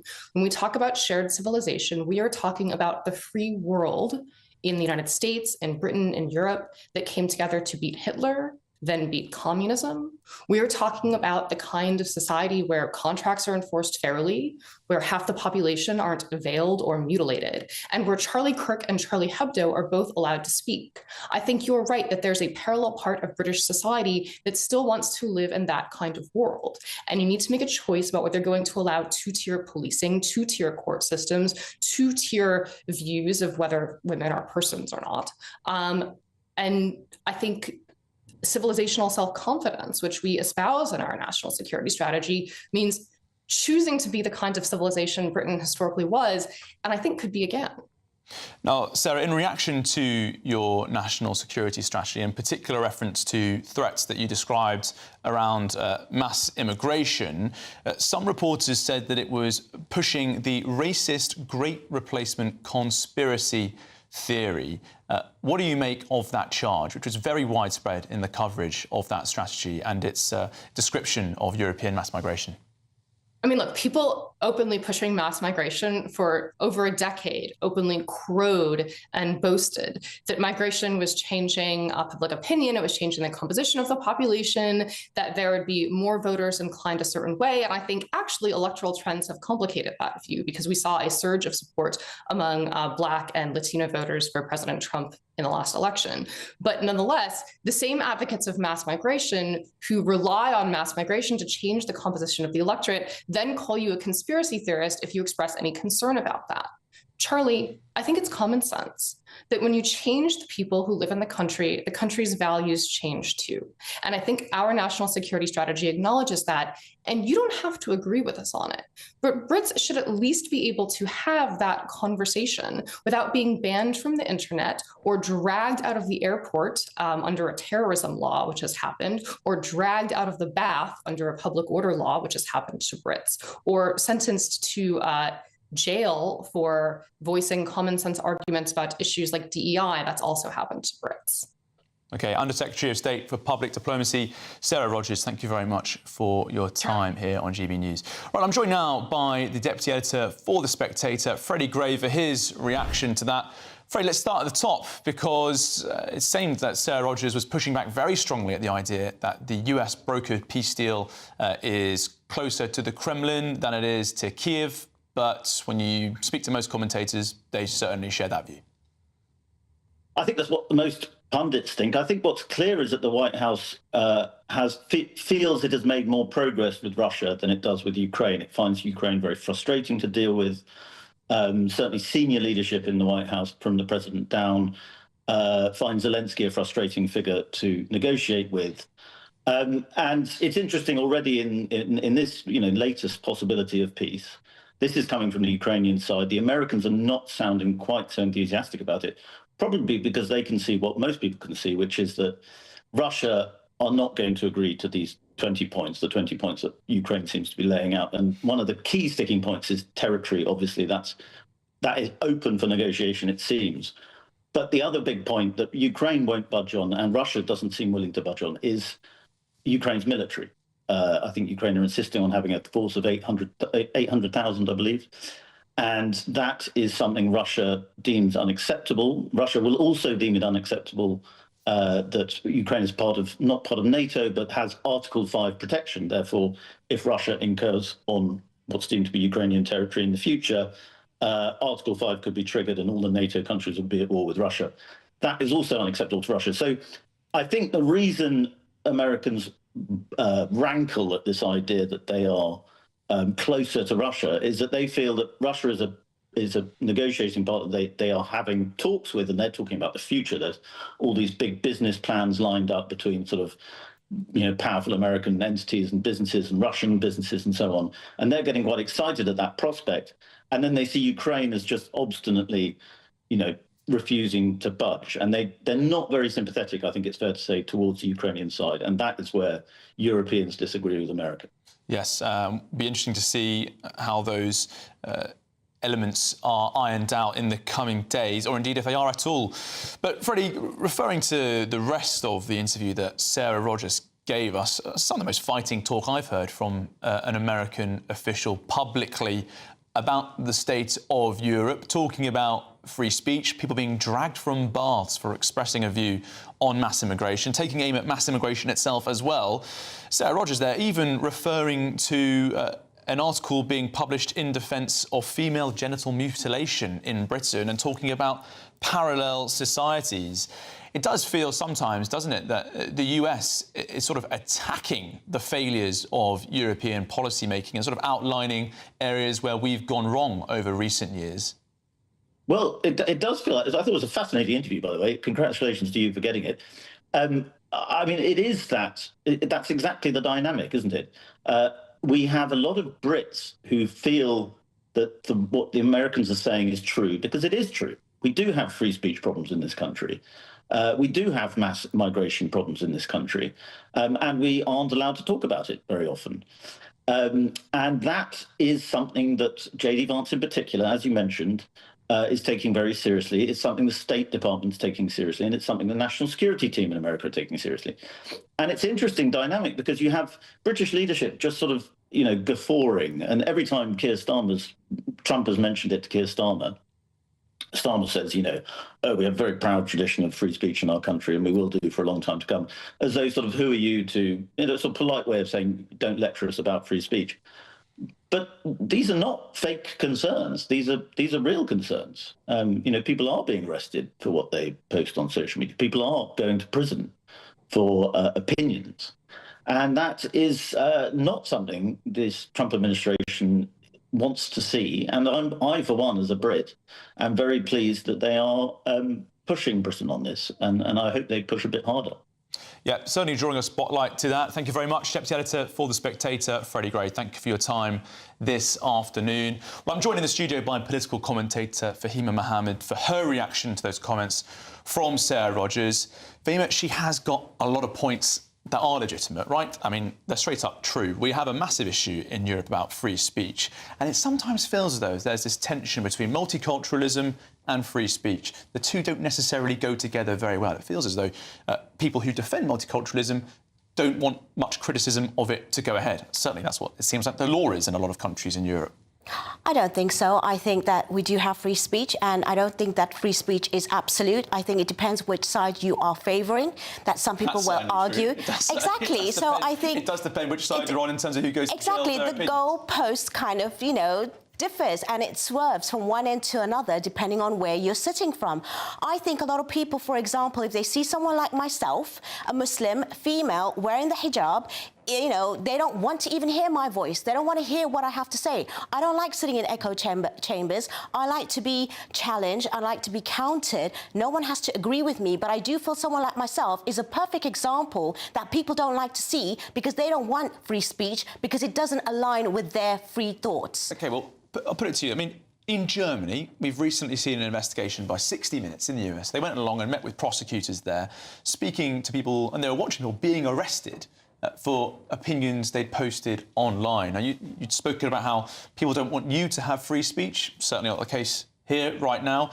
Do you want to extend that same goodwill to others? And are you worried that your view might be in a minority from people who wear the hijab, people who are concerned about Islamophobia, who want to shut down opinions rather than have more of a debate? Absolutely not. I think it's more about the tabloids. It's more about people that are just picking on certain types of free speech. For example, if someone was actually caught out and criminalised for some sort of, speech, it is not being out there fully as to what is their free speech, because there is incitement, there's hatred, OK, where it would lead to something a lot more. But that's not been in the headline. So it's seen as, oh, it's been demonised. It's not, because actually, at the end of the day, like I said, there is no such thing as absolute free speech. We do have consequences for what we say, and I actually agree with that when it comes to legislation. Well, then and law. You agree with the law. But just I just agree very with the quickly, law. Sarah Rogers talking about parallel societies in Britain. A US government official talking about two-tier policing. About I don't believe that. We have different courts, Sharia courts. No such you don't thing. Believe that's real?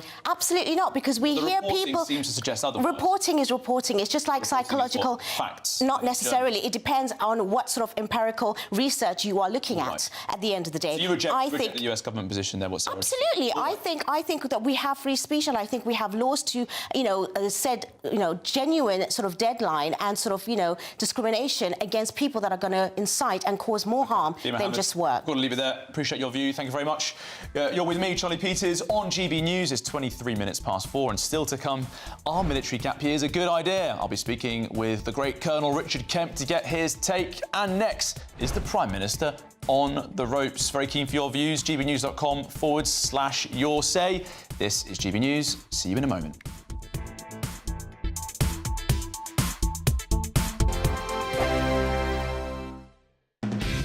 Decisions made in Washington aren't just shaping America, they're shaping Britain too.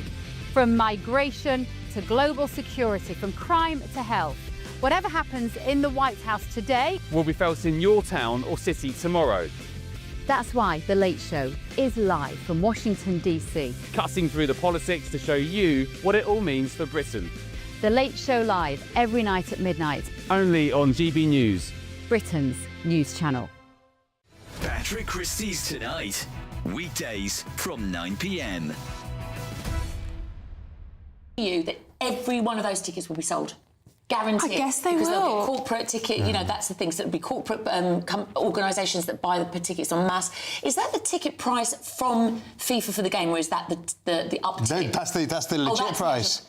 Yeah, that's before the scalping happens. Yeah. Wow. Yeah. The cheapest tickets for the final in the USA now cost more than £3,000. But then, if you look at Wimbledon, how much Wimbledon is for a final, it's just absolutely extreme. And so you are completely knocking out the mainstream fan, and just you've got the elite. I mean, it's a bit of a contrast to Qatar, where the prices weren't that high. Obviously, a bit tricky to, not cheap to get there, but not cheap to get to the States either. But obviously, for Qatar, it was about putting yourself on the world sporting map and using its diplomacy. Whereas in the States, it's about making the dollar. Well, I can also just say that they've got the Pride match that's going to be played at the World Cup. It's in Seattle, and it's against it's Iran versus Egypt. So both of them have asked for it not to be the Pride match. Both of them have asked not to be. But the only other game in that group that they could use as the Pride match is the USA versus Australia, and they can't because that's also their dedicated anti-slavery match. Yeah, so it's ridiculous, isn't it? Are any of them themed around How they swap them round? well, still that doesn't work, does it? Because of the other two nations. Yeah, I think that's worse. Like Iran, I don't know, they're still a bit slavey, aren't they? Can't they just play football? Modern slavery is an issue across the world. Yeah. But it just I don't know, it just cracks me up. Like, why? So we've got. Why are we doing any of this? It should just be... But also then stop, if you care so much about these issues, stop giving World Cups. Like in 2036, it's in Saudi Arabia, which does have modern slavery and kills gay people. GB News, the People's Channel.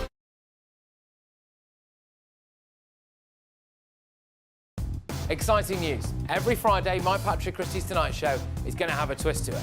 We're welcoming some special guests. You. That's right, on Fridays I'm going to be doing my show in front of a live studio audience because this show is about you and what you have to say. It's going to be the same big debates, same big topics, same big opinions. But every Friday night at 9 p.m, you are invited to come on down to Patrick Christie's Tonight to be a part of the action. Only on GB News, the People's Channel, Britain's news channel.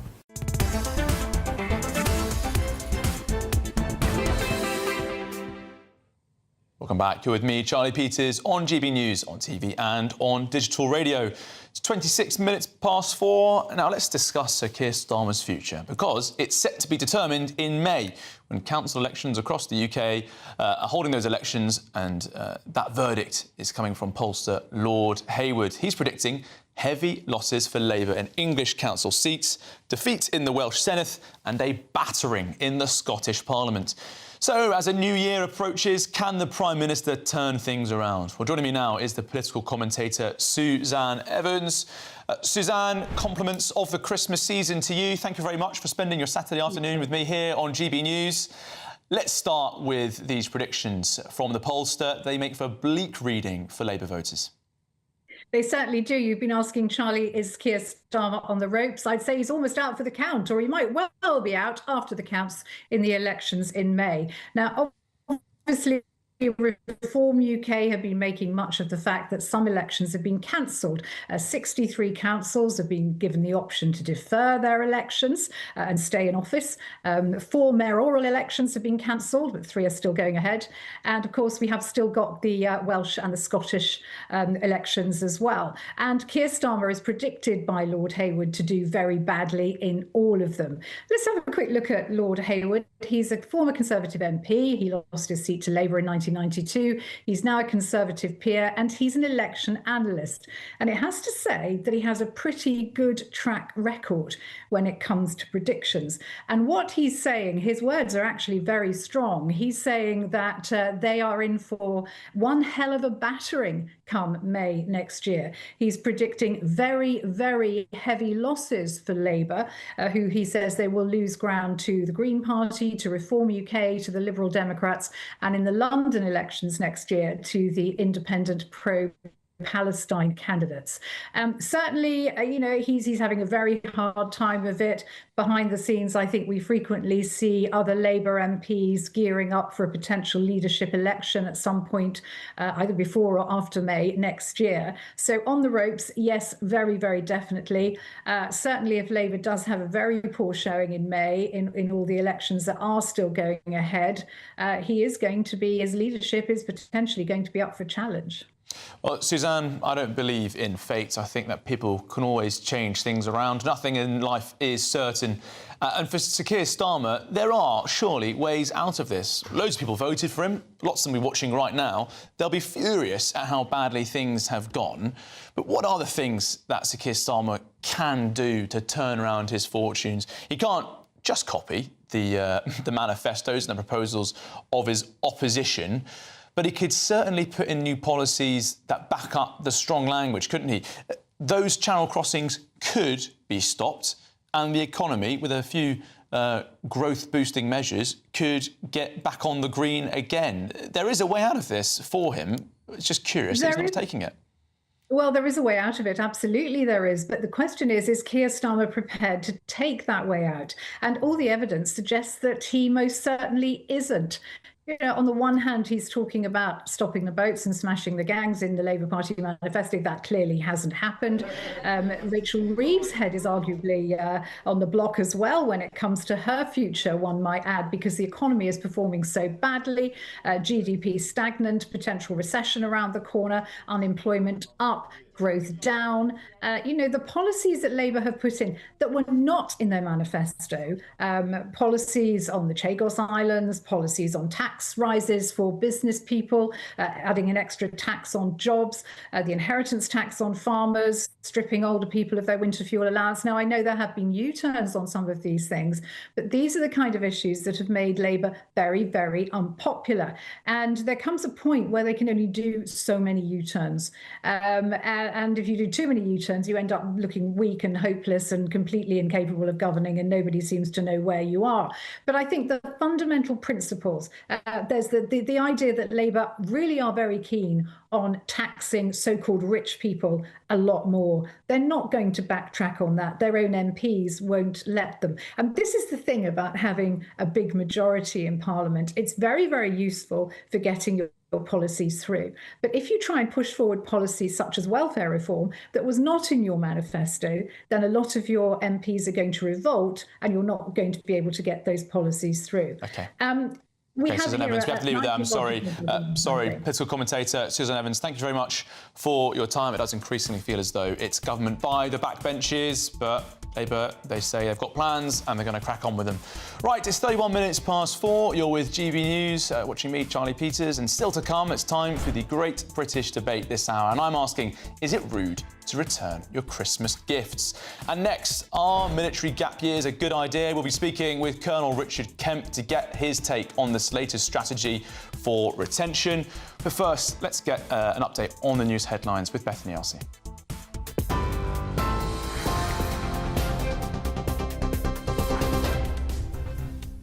Good afternoon, the headlines from the GB Newsroom.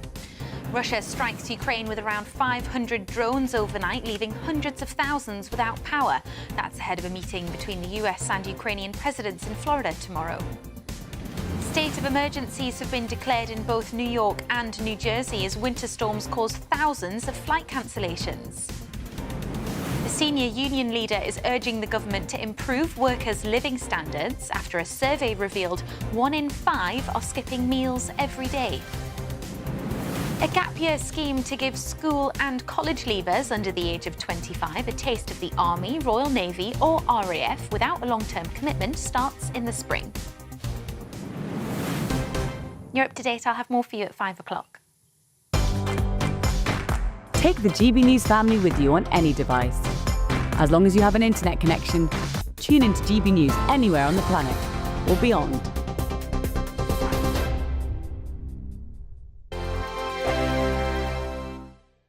Hello, here's your latest weather update from the Met Office for GB News. Over the next few days, we'll see a lot of fine weather across the UK, a fair bit of cloud at times, and staying pretty chilly with some frost increasingly so as we go through the coming week. We've got high pressure centre towards the north and northwest of the UK. That's feeding our air in from the east and northeast, quite a cold direction and quite tightly packed isobars, indicating quite brisk winds too.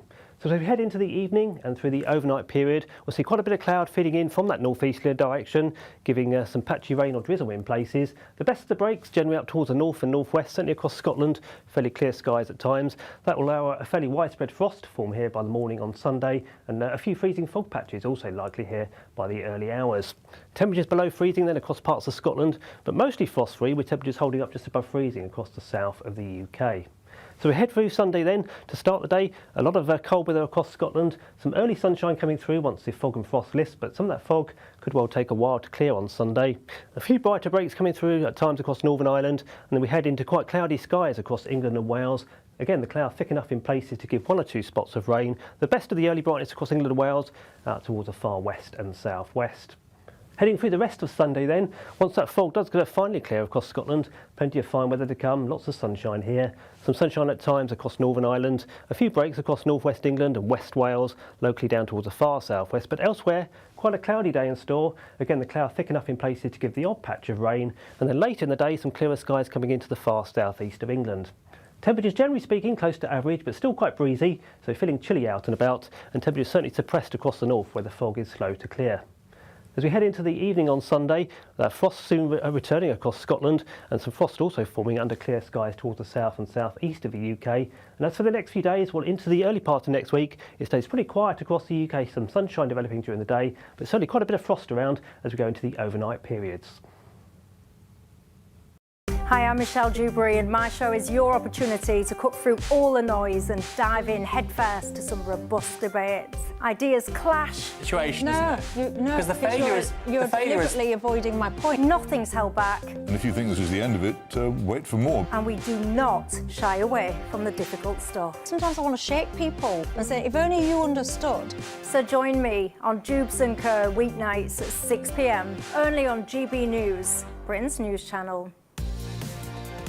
Mornings don't have to be tiresome, especially if you have the right company. Wake up to news as it happens, opinion and debate, and of course, a little bit of entertainment too. Because when the kettle's on, we're on. That's Breakfast on GB News, a show worth waking up for. Every morning from 6 a.m. Only on the People's Channel, Britain's news channel. We'll spread the news, you spread the word.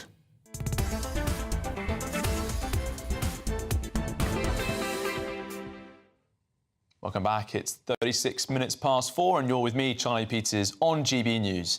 Now, the government is launching a gap year scheme to give school and college leavers a taste of military life without a long-term commitment. This new course is aimed at under 25s and it's part of efforts to solve long-term recruitment and retention problems.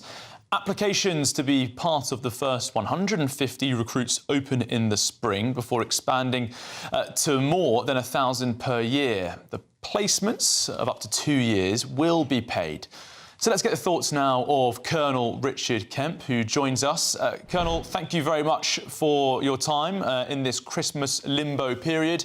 What do you make of this scheme being billed as a solution in part to our recruitment and retention crises, but a lot more needs to be done for that? My pleasure to be with you, Charlie. Thanks for having me on. Yeah, I think it's a good thing. It's not going to solve the recruitment problem that the armed forces have, but it could help a little bit. There were schemes like this when I was serving, a range of different schemes, which kind of ranged from 1 year's service to 2-3 years service, that sort of thing. And about half of the people, I think, certainly a significant proportion of people that signed up for, let's say, the initial year, ended up doing long-term military service. So it could yield good benefits.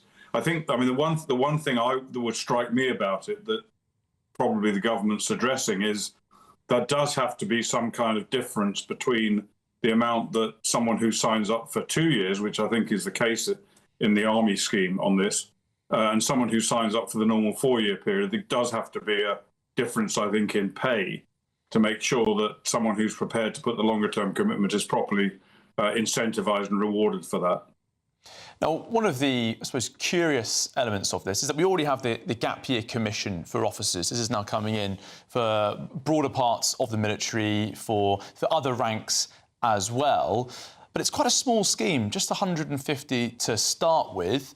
Is this perhaps a much smaller offering of what was being touted by the former Chief of the General Staff, Patrick Sanders, when he referred to a citizen army being needed to stand up? The reaction to that was pretty bleak, actually. People were quite nervous by that. Is this perhaps teetering very, very slowly towards that sort of standard? Yeah, I think it's a very modest suggestion, 150 initially, and then maybe 1,000 a year. It's not very much. And given that there's going to be dropouts from that as well, I think the armed forces obviously need to do some kind of pilot scheme to make sure this is going to work first. So that may explain the very small numbers in the first year. It would need to be significantly expanded if it was going to make any difference at all. I think what people interpreted the citizen army thing as being as more of a conscription, a compulsory conscription scheme, which this clearly is not. Whether we eventually need conscription is another issue. I certainly don't think it's the time is right now to do that. But yeah, I think we'll just have to see how effective this becomes. I do believe that any efforts to deal with the recruitment problem that exists even in our tiny army today should be welcomed.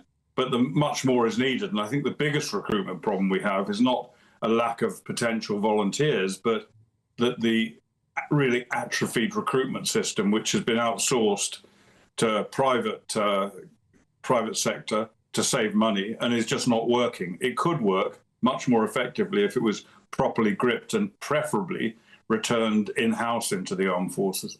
Yeah, there wasn't much wrong with those recruiting sergeants, but there were, sometimes years-long delays when it was outsourced to the private sector. Richard, what slightly concerns me is that on the day that Volodymyr Zelensky is flying over to the United States to meet with Donald Trump and the future of European security is in the balance, the big announcement coming out of the MOD is 150 schoolchildren being offered training for a year or two that will be paid. We are miles away from meeting the defence and security standard that the United States is expecting European nations to meet. As war has reached our continent, this is the sort of announcement coming out at this crucial moment. We could be going it sort of alone if this deal doesn't go as well as people hope. Yeah, I mean, it is pretty pitiful when you put it in that context, absolutely. The reality is that I do not believe anyway, however many people that the Ministry of Defence managed to get into the army, I do not believe our government, and indeed the same applies to all other European governments, has any will to actually actively engage the Russians, whether it be in terms of deploying the so-called coalition of the willing in the event of some kind of a ceasefire, or whether it involves actually defending our own country against Russian aggression or other NATO members. I don't think the government has the will to do that. And I don't think they will do that. I think it's, NATO is, and including the British forces' contribution to it, is showing itself constantly, in my view, as being a paper tiger. And what we need above all now is a deterrent. And we don't have any form of deterrent, in my view, against potential Russian aggression or indeed against any further designs that Russia may have on other NATO countries. Yes, I think you and many other people would be reassured if our fighting talk could be reinforced by a deployable division, but that day as yet awaits us. Colonel Richard Kemp, thank you very much for your time this afternoon. I want to bring in the panel now. I've got former MP Mark Field and the commentator Fahima Mohammed. Fahima, I'll start with you quickly, talking about young people joining the military. I mean, some polling, really scary polling actually, about how few Brits actually, or young people in particular, actually want to sign up to the armed forces. Why do you think that is? I think it doesn't matter what party you actually also conform to. Patriotism is more than just hanging a flag, and people realise this. And the fact that most people don't really align with the government policies for them to actually feel the actual want and need to fight for this country is quite sad, and it shows the division even more so. But this as well, it's, you know, taxpayers funding this scheme isn't necessarily the great idea, and I think that also it is not really tackling the real genuine skills and military sort of equipment that we really require from individuals today to fight. And I am anti-war. I wouldn't really expect sort of like any sort of most people today in this generation to actually go and say, yes, we are going to fight, even with the situation that we're in, because we don't really want wars. We don't want to fight. We don't agree with the wars, like even the Iraq war, which was completely criminal. Sure. It was completely against what everyone felt. Everyone's anti-war until someone starts bombing you or invading your country. I understand At that point, it becomes not really up to you. I understand, but even still, people are not willing and they don't want to, regardless of which party they follow. And part of the role, to be honest, is peacekeepers as well as actually fighting in wars. Listen, I think this is a good idea, and I have to admit, all those years ago, I probably would have been quite attracted to the idea of having a sample of military training for a shortish period of time. But Charlie, I know it's an issue that's very close to your heart, and what you said earlier on is absolutely spot on. You know, the fundamental problem we have is we have the smallest army now in place for over 200 years. You know, if the Falklands conflict of only 43 years ago were to happen today, you know, I think there would be a big question mark whether our Navy could do a fraction of what it was able to do back in 1982. And I think one of the other fundamental problems we face is the appalling track record of military procurement. If you look at the waste of money, whether it's on Ajax helicopters, which has come out only in the last week or two, obviously with our ships out in the ocean, which are not fit for purpose. A number of our boats, you know, simply we haven't got the personnel to be able to get them out and about doing some important work across the world. All of this suggests that we're making some fundamental problems, and this is an issue for civil servants, for senior military, and for, dare I say it, former defence ministers across the board. It's been an absolute shambles. And so the idea we spend more money, and I'm all in favour of spending more, but it's got to be spent wisely. It's got to be spent on things like drones and the like. Better strategic direction. You can say, you know, you talk about civil servants. There are more civil servants than there are people in the military, in the MOD. Yeah. Right? So but people that are treated even after being in the army and not necessarily have the greatest record.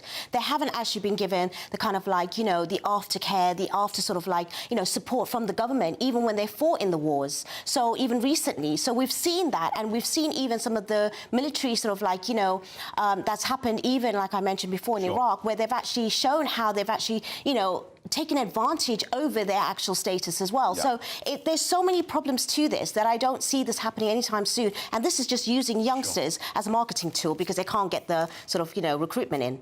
Well, I think lots of people want to join the military. They just can't get through the difficult process, but perhaps this might change things. Let's move on to a different story now, because some figures out today show that children have received inflation-busting pocket money pay rises this year, averaging £10.75 a week, an increase around 8% from last year's figures. Should kids be getting pocket money at all? Why are they getting such a good deal? What a quick answer from you, Mark. I worry. At £10.75 a week, it shows I'm a very bad negotiator as far as my two teenage children are concerned. But I think it's a slightly serious point. I say my children are now 18 and 14, and when they were 11, we opened bank accounts for them. And I think one of the big things we've talked about is having financial literacy from a very young age. And I think having children aware of and handling money is an important part of that. Yeah. Microeconomics economics. You know, there's no harm in learning about finance when you're young, but I think I'm brought up in a household where it shouldn't be paid where you have to do the normal chores. It should be the norm and it should be okay. And when it comes to money, it should be given where they're just understanding the value of it and knowing that you know how to learn about the finance in the real world. Fantastic. All right, you two, thanks so much for joining me. Pleasure. Let's go to the weather now. Can't wait to get in that sea. Lovely and warm. Just like the feeling of having great travel insurance. All Clear Travel Insurance sponsors GB News travel destinations forecast. Hello, if you're off to the Eastern Med or Italy over the next few days for a New Year break, it'll be often sunny and dry, but much more unsettled towards the Western Med, particularly across Iberia, with some areas of low pressure bringing in some heavy rain, some strong gusty winds as well, and some mountain snow. Heavy snow on Saturday and into Sunday across the Pyrenees and Andorra. The showers clearing away from Sicily, leaving most of Italy and Greece fine and sunny, but there will be some heavy snow across parts of northern Turkey, otherwise a fine outlook elsewhere. All Clear Travel Insurance sponsors GB News travel destinations forecast. I'm Michelle Dewberry, this is Jubes & Co with you. Hello everyone, Patrick Christie is here. GB News, Britain's news channel. Access the stories that matter to you. Take the GB News family with you on any device. And as long as you have an internet connection, tune in to GB News anywhere on the planet or beyond. GB News, the People's Channel, Britain's news channel. Britain was once the envy of the world. But look around. A nation that no longer knows what it is or where it's going. A country that's broken. How do we fix Britain? How do we bring it back? Friday night with Matt Goodwin at 8 p.m, only on GB News. Decisions made in Washington aren't just shaping America, they're shaping Britain too. From migration to global security, from crime to health. Whatever happens in the White House today will be felt in your town or city tomorrow. That's why The Late Show is live from Washington, D.C. Cutting through the politics to show you what it all means for Britain. The Late Show live every night at midnight. Only on GB News, Britain's news channel. No matter the state it's in, this is our nation. Join me, Jacob Rees-Mogg, for a genuine, honest discussion on where we have been, where we are going, and where we are with the people who set the direction. Tune in to State of the Nation every Monday to Thursday, 8 to 9 o'clock. Only on GB News. Bold. They are under no illusion. Ray. Are you a human trafficker? Boundless. I've had enough of the nonsense, and I'm not afraid to say it. Don't get us on the BBC. Every weeknight, I tear through the headlines. The smell of gasoline. Should we be worried about it? From Westminster madness to cultural war chaos. What I'm going to do now is they are throwing things out the car as we speak. Get ready, Britain. Here we go. Patrick Christie tonight, weeknights from 9 p.m, only on GB News, Britain's news channel. At GB News, we love to hear from you, our loyal community. So drop us a line at gbnews.com/yoursay. There you can talk to each other and also to the presenters live on air. gbnews.com/yoursay, because GB News is your channel, Britain's news channel. Hi, I'm Michelle Dewberry, and my show is your opportunity to cut through all the noise and dive in headfirst to some robust debates. Ideas clash. Situation, no, isn't it? No, Because the failure is you're deliberately avoiding my point. Nothing's held back. And if you think this is the end of it, wait for more. And we do not shy away from the difficult stuff. Sometimes I want to shake people and say, if only you understood. So join me on Jubes & Co weeknights at 6 p.m, only on GB News, Britain's news channel.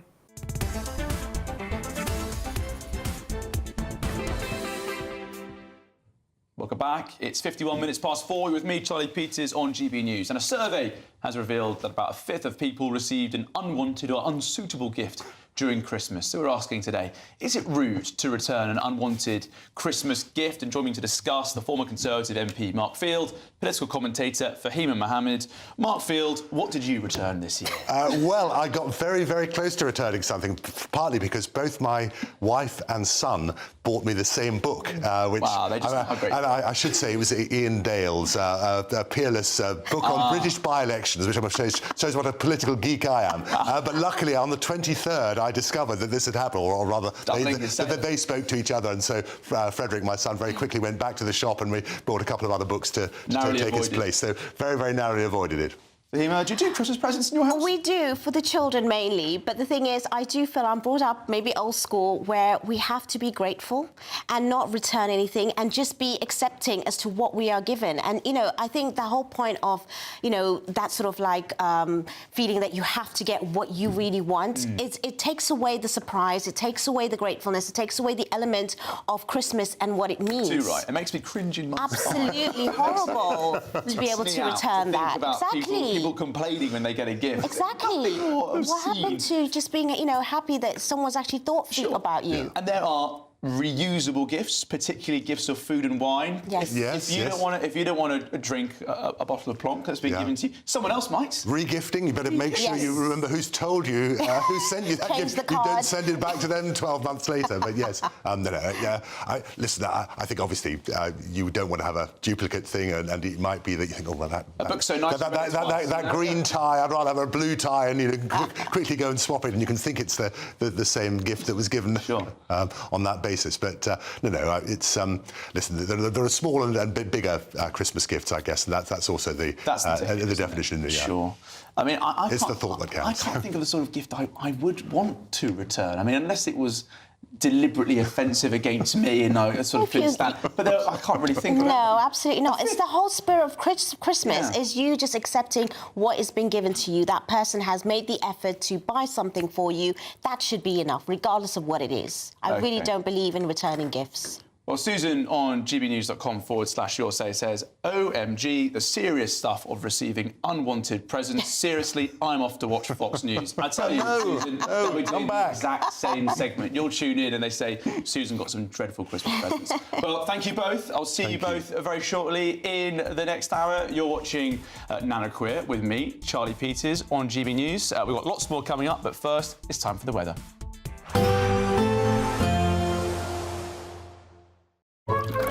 Warm and cosy, with a chance of zero visibility. Boxed Boilers sponsors the weather on GB News. Hello, here's your latest weather update from the Met Office for GB News. Over the next few days, we'll see a lot of fine weather across the UK, a fair bit of cloud at times, and staying pretty chilly with some frost increasingly so as we go through the coming week. We've got high pressure centre towards the north and northwest of the UK. That's feeding our air in from the east and northeast, quite a cold direction and quite tightly packed isobars, indicating quite brisk winds too. So as we head into the evening and through the overnight period, we'll see quite a bit of cloud feeding in from that northeasterly direction, giving some patchy rain or drizzle in places. The best of the breaks generally up towards the north and northwest, certainly across Scotland, fairly clear skies at times. That will allow a fairly widespread frost to form here by the morning on Sunday, and a few freezing fog patches also likely here by the early hours. Temperatures below freezing then across parts of Scotland, but mostly frost-free, with temperatures holding up just above freezing across the south of the UK. So we head through Sunday then. To start the day, a lot of cold weather across Scotland. Some early sunshine coming through once the fog and frost lifts, but some of that fog could well take a while to clear on Sunday. A few brighter breaks coming through at times across Northern Ireland, and then we head into quite cloudy skies across England and Wales. Again, the cloud thick enough in places to give 1 or 2 spots of rain. The best of the early brightness across England and Wales out towards the far west and southwest. Heading through the rest of Sunday then, once that fog does get finally clear across Scotland, plenty of fine weather to come, lots of sunshine here. Some sunshine at times across Northern Ireland, a few breaks across northwest England and west Wales, locally down towards the far southwest, but elsewhere, quite a cloudy day in store. Again, the cloud thick enough in places to give the odd patch of rain, and then later in the day, some clearer skies coming into the far southeast of England. Temperatures generally speaking close to average, but still quite breezy, so feeling chilly out and about, and temperatures certainly suppressed across the north where the fog is slow to clear. As we head into the evening on Sunday, frost soon returning across Scotland, and some frost also forming under clear skies towards the south and southeast of the UK. And as for the next few days, well, into the early part of next week, it stays pretty quiet across the UK. Some sunshine developing during the day, but certainly quite a bit of frost around as we go into the overnight periods. Warm and cosy, with a chance of zero visibility. Boxed Boilers sponsors the weather on GB News. This is your chance to become our biggest cash prize winner to date. £85,000 in totally tax-free cash could be making its way from our bank account to yours. It would be like having over £7,000 per month extra to play with each month for a whole year. That could be you, safe in the knowledge that 2026 is on us. For another chance to win £85,000 cash, text cash to 63225. One entry costs £2.50 plus one standard network rate message, or text bonus to 63225. 5 entries cost £5 plus one standard network rate message. Go to gbnews.com/win. Entries start at £2.50. Call 0903 686 3232. Calls cost £2.50 plus your network access charge, or post your name and number to GB18 PO Box 8690 Derby DE1 9TT. UK only. Entrance must be 18 or over. Lines close at 4 p.m. on the 30th of January. Please check the closing time if listening or watching on demand. Mornings don't have to be tiresome, especially if you have the right company. Wake up to news as it happens, opinion and debate, and of course, a little bit of entertainment too. Because when the kettle's on, we're on. That's Breakfast on GB News, a show worth waking up for. Every morning from 6 a.m. Only on the People's Channel, Britain's news channel. We'll spread the news, you spread the word. No matter the state it's in, this is our nation. Join me, Jacob Rees-Mogg, for a genuine, honest discussion on where we have been, where we are going, and where we are with the people who set the direction. Tune in to State of the Nation every Monday to Thursday, 8 to 9 o'clock. Only on GB News. Exciting news. Every Friday, my Patrick Christie's Tonight Show is going to have a twist to it. We're welcoming some special guests. You. That's right, on Fridays I'm going to be doing my show in front of a live studio audience, because this show is about you and what you have to say. It's going to be the same big debates, same big topics, same big opinions, but every Friday night at 9 p.m. you are invited to come on down to Patrick Christie's Tonight to be a part of the action. Only on GB News, the People's Channel, Britain's news channel. At GB News, we love to hear from you, our loyal community. So drop us a line at gbnews.com/yoursay. There you can talk to each other and also to the presenters live on air. gbnews.com/yoursay, because GB News is your channel, Britain's news channel. Britain was once the envy of the world. But look around. A nation that no longer knows what it is or where it's going. A country that's broken. How do we fix Britain? How do we bring it back? Friday night with Matt Goodwin at 8 p.m. only on GB News.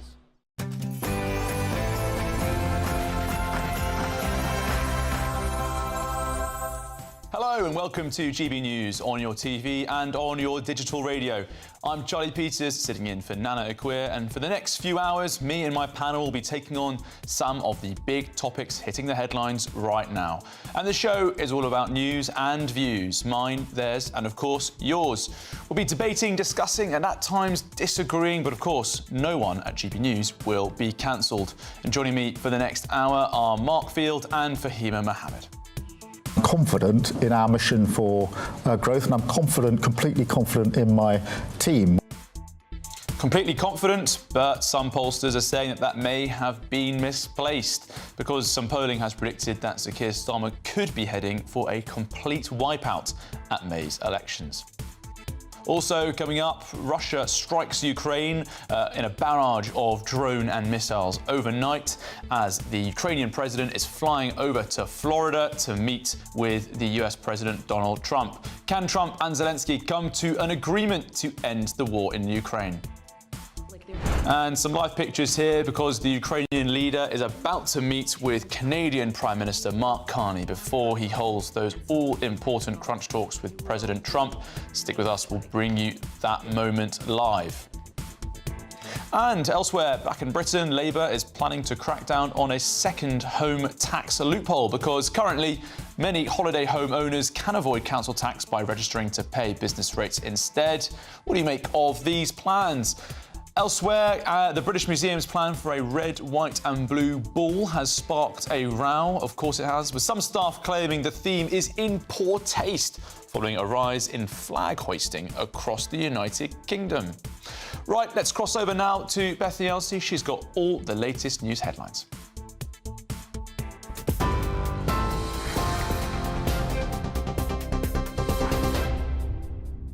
Charlie, thank you. Good afternoon. Your top stories at 1 minute past 5. Russia has hit Ukraine with a barrage of missiles overnight, destroying many homes and leaving hundreds of thousands without power.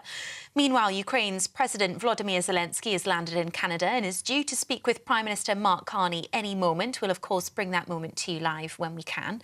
He's also due to hold a phone call with European leaders ahead of... He's also due to hold a phone call with European leaders ahead of his meeting with Donald Trump in Florida tomorrow. The two leaders are set to discuss details of the 20-point peace plan, which Zelensky wants to put to his people in a referendum. But in an interview with Politico, Donald Trump says he will have the final say. The government is launching a gap year scheme to give school and college leavers a taste of the Army, Royal Navy or RAF without a long-term commitment. The course is aimed at under-25s and is part of efforts to solve long-term recruitment and retention problems. Applications to be part of the first 150 recruits open in the spring before expanding to more than 1,000 per year. A senior union leader is urging the government to improve workers' living standards amid fresh evidence people are still suffering from a cost of living crisis. The General Secretary at the TUC, Paul Novak, says economic insecurity is draining people's faith that mainstream politics can deliver change. It comes as a survey of more than 2,000 adults reveals 1 in 5 are skipping meals every day, 1 in 3 are cutting back on heating, and 4 in 5 say they believe their financial circumstances are either stagnant or getting worse. Meanwhile, though, Boxing Day footfall has hit a 10-year high, rising 4.4% on last year. High streets saw a 3.6% increase on last Boxing Day, while retail parks saw a nearly 9% increase, and shopping centre footfall rose by 2.1%. NHS bosses have launched a full investigation and issued an apology after a body was wrongly released from a hospital mortuary to the undertakers. The human error at the Queen Elizabeth University Hospital in Glasgow was only discovered after cremation had already taken place. NHS Greater Glasgow and Clyde, that's Scotland's largest health board, accepts that the incident has resulted in 2 families being caused significant additional distress at an already difficult time. State of emergencies have been declared in both New York and New Jersey as winter storms caused delays and cancellations at airports. More than 2,000 international and 14,000 domestic flights have had to be cancelled. People across the northeast have been advised to stay off the roads because of treacherous conditions. Ice storm warnings have also been issued for most of Pennsylvania and Massachusetts. And the Duke and Duchess of Sussex's Chief Communications Officer is stepping down after less than a year in the role. It's Harry and Meghan's 11th publicist in 5 years. Meredith Main says she's pursuing a new opportunity next year, but has the utmost gratitude and respect for the couple. You're up to date. Let's get back to Charlie. For all the latest from GB News whilst you're on the go, get the GB News app. Scan the QR code now to download or visit gbnews.com/app.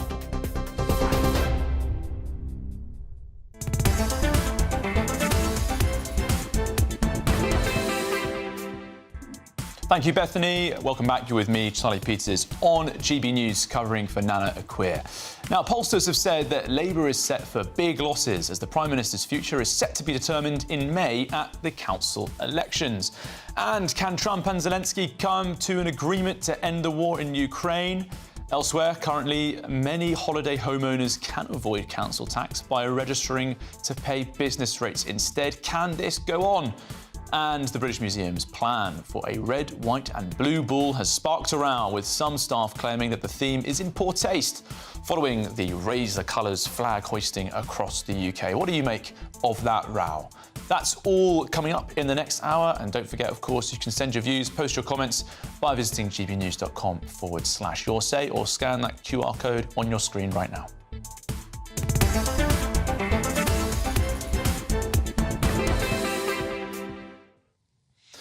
Now, Sir Keir Starmer's future is set to be determined in May when councils across the UK will hold elections.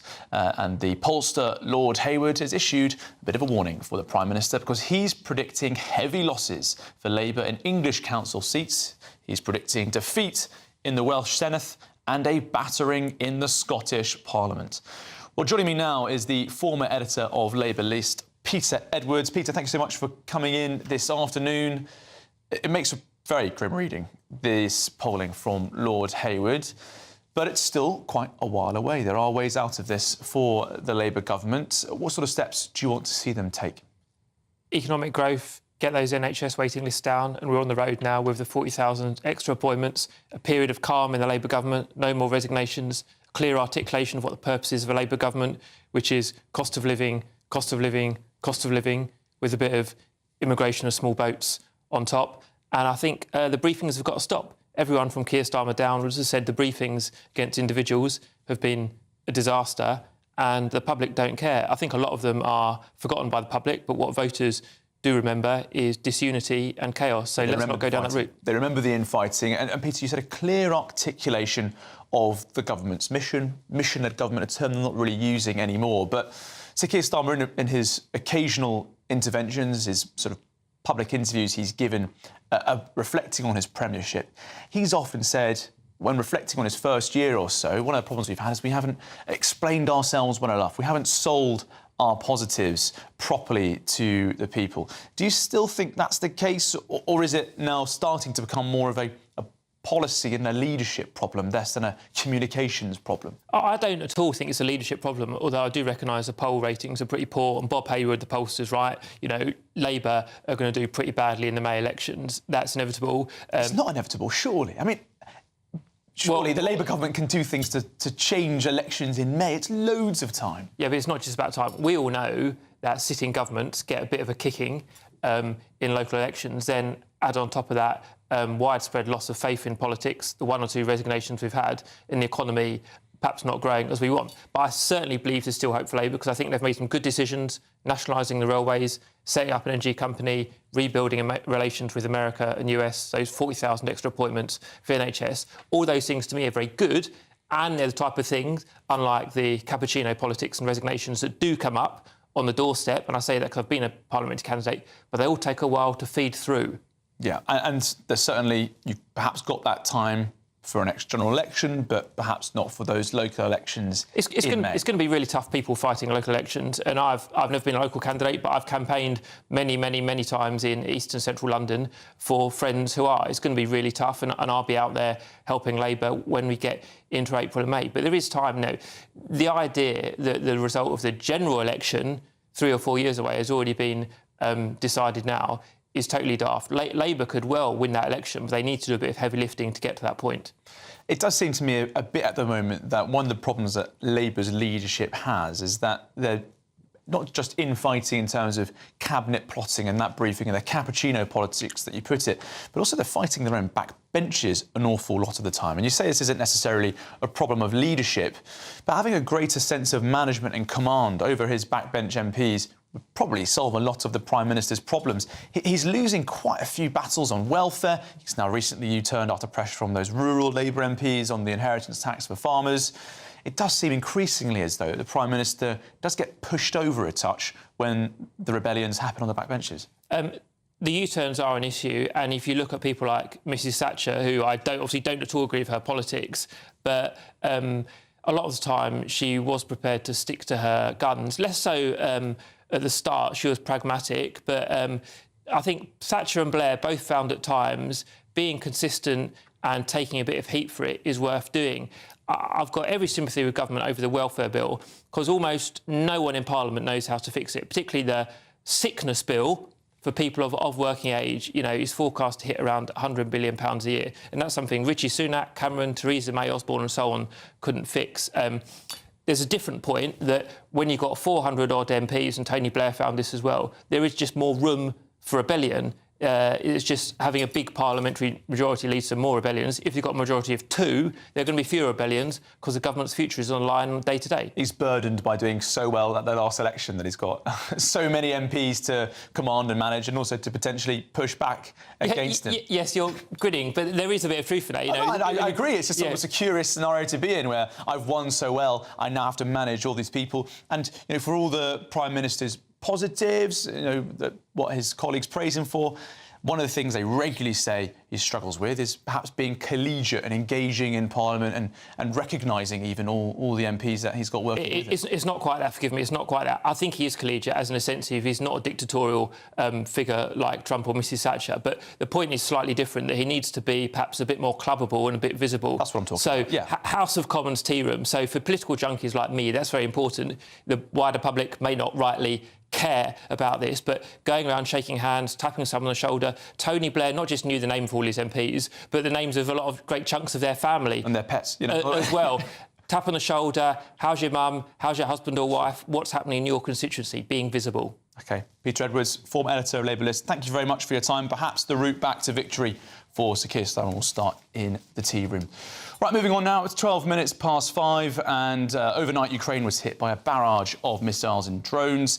Homes and power plants were destroyed, and the Ukrainian president is currently on his way to meeting the US President Donald Trump in Florida tomorrow. But first, he's going to be stopping over in Canada to meet with their Prime Minister. Now, when he meets with Donald Trump, which has been the scene of many dramatic showdowns in recent years, they're expected to discuss that 20-point peace plan, reduced now from 28 points.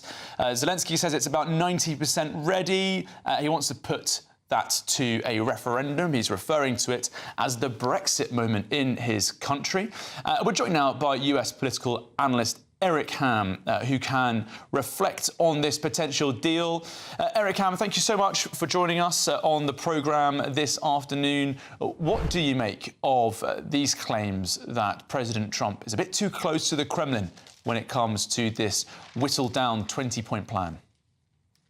Yeah, that has certainly been, I think, a criticism that has dogged the president going all the way back to his first term. But I think what we're seeing, at least in this newly revised 20-point plan by the Ukrainian president, is that right now Ukraine is actually giving up and ceding more ground, not actual territory, but they are looking for areas where they can compromise and they can make room and hopefully find a place where President Donald Trump can actually get behind this new plan. Areas in Luhansk and Donetsk, they're actually looking at free economic zones where they are willing to pull back Ukrainian forces and allow more economic movement and trade to take place, all the while hoping they can secure security guarantees from the White House as well as European allies and partners. Eric, we're expecting live pictures shortly of Volodymyr Zelensky in Canada. Talk to us about the significance of this meeting before he heads down to Mar-a-Lago to meet with President Trump. Sometimes it feels as though Zelensky has a sense of being wrapped around by cheerleaders. And we can bring you those live pictures now, in fact, Eric. So what do you make about what's going on now? Yeah, this is actually a very important meeting in terms of the optics, because we know right now the relationship between Canada and the United States is very, very tense, and that there has been a stall. Eric, I think we can now bring you those two world leaders speaking, so we'll just listen in now. Shows just how important it is that we stand with Ukraine during this difficult time, and that we create the conditions for this just and lasting peace and a true reconstruction. And I want to underscore something that has happened in recent weeks, is that the development of that possibility under your leadership, and also the prospect of true prosperity for the Ukrainian people. I'll just finish with one point on Canada. We have provided military assistance, further military assistance. We're announcing today further economic assistance for Ukraine, $2.5 billion worth of economic assistance that helps unlock financing from the IMF, from the World Bank, from the European Bank for Reconstruction and Development, to begin this process of rebuilding. We have an important bilateral meeting and then a meeting virtually with our colleagues from the coalition of the willing. Il y aura une réunion bilatérale et puis une réunion de la coalition de volonté et nous sommes maintenant, point final,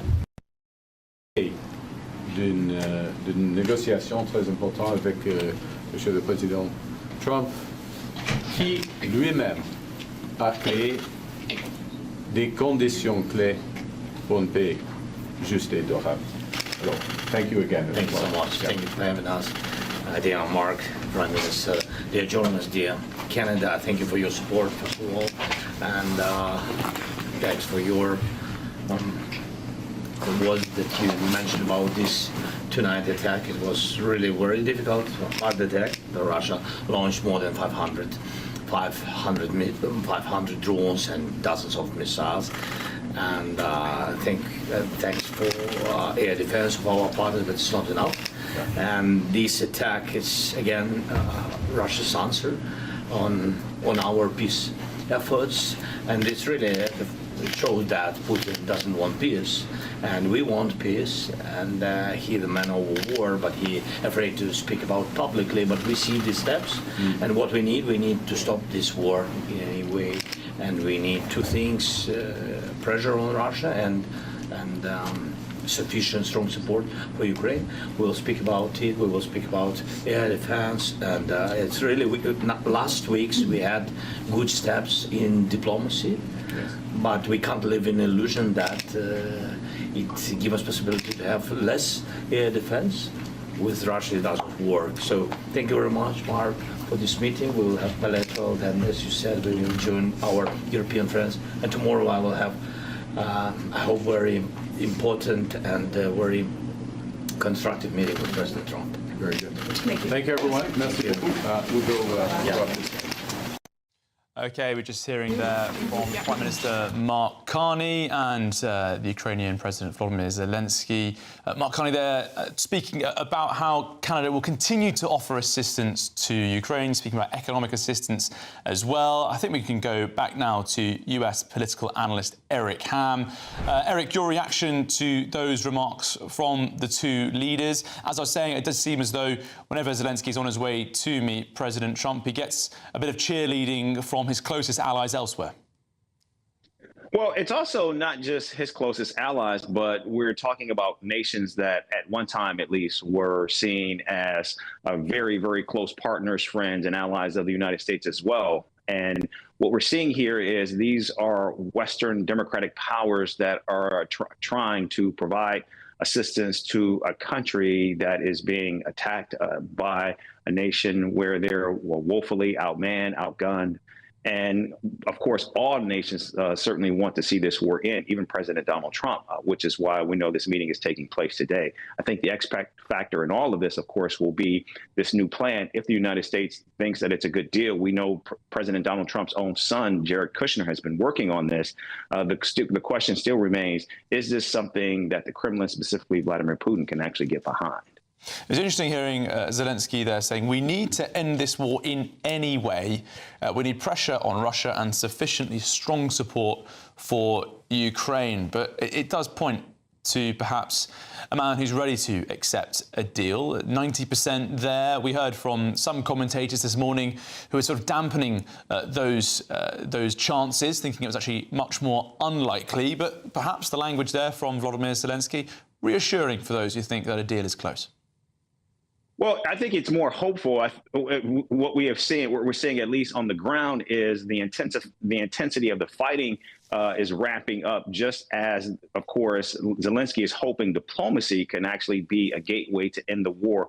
But again, I think that's why it's so crucial to try to determine what Putin will do, because it looks more and more likely Putin actually wants to continue this war through any military means possible, as he wants all of Ukraine, not just part and not simply a stalemate.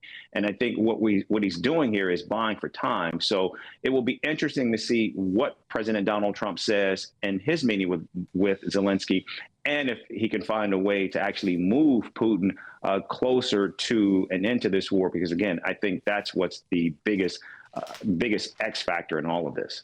OK, US political analyst Eric Ham, thank you very much for your time this evening. And just to recap some of those comments from Mark Carney in the last few moments, he's condemned Russian strikes on Kiev as barbarism. He thanked Zelensky for meeting him in Canada at this crucial moment in the peace process. And Mr. Carney said we have the conditions, the possibility for the just and lasting peace. And he also said that this will require a willing Russia, and he has then condemned Russia for that barbaric attack, he said, on Ukrainian's capital city of Kiev overnight, a barrage of missiles and drones that hit homes and power plants. And we also heard from Volodymyr Zelensky saying that he wants a deal, he wants to end this war in any way, and now Volodymyr Zelensky will be leaving Canada, leaving Nova Scotia, on his way to Mar-a-Lago in Florida to meet with Donald Trump for that all-awaited meeting with the president where that peace deal could be signed.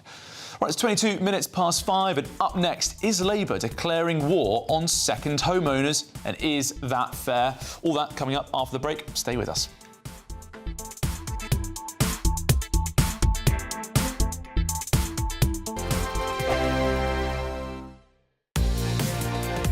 Mornings don't have to be tiresome, especially if you have the right company.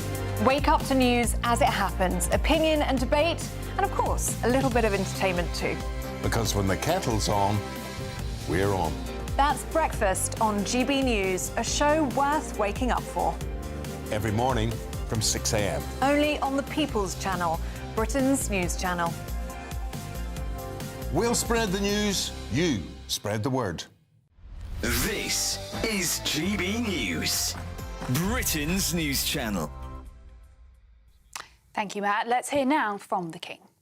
This is a season when our thoughts turn to celebrations with our friends and families.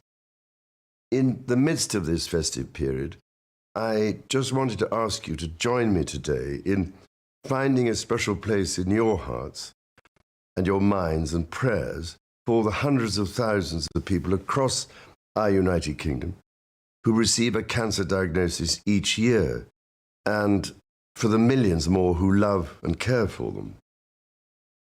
I know from my own experience that a cancer diagnosis can feel overwhelming. Yet I also know that early detection is the key that can transform treatment journeys, giving invaluable time to medical teams and to their patients the precious gift of hope. These are gifts we can all help deliver. Throughout my own cancer journey, I've been profoundly moved by what I can only call the community of care that surrounds every cancer patient.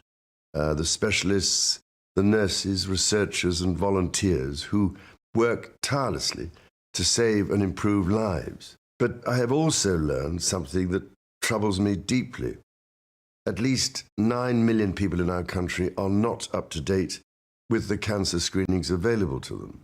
When bowel cancer is caught at the earliest stage, around 9 in 10 people survive for at least 5 years.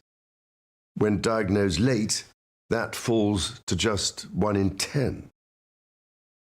Early diagnosis quite simply saves lives.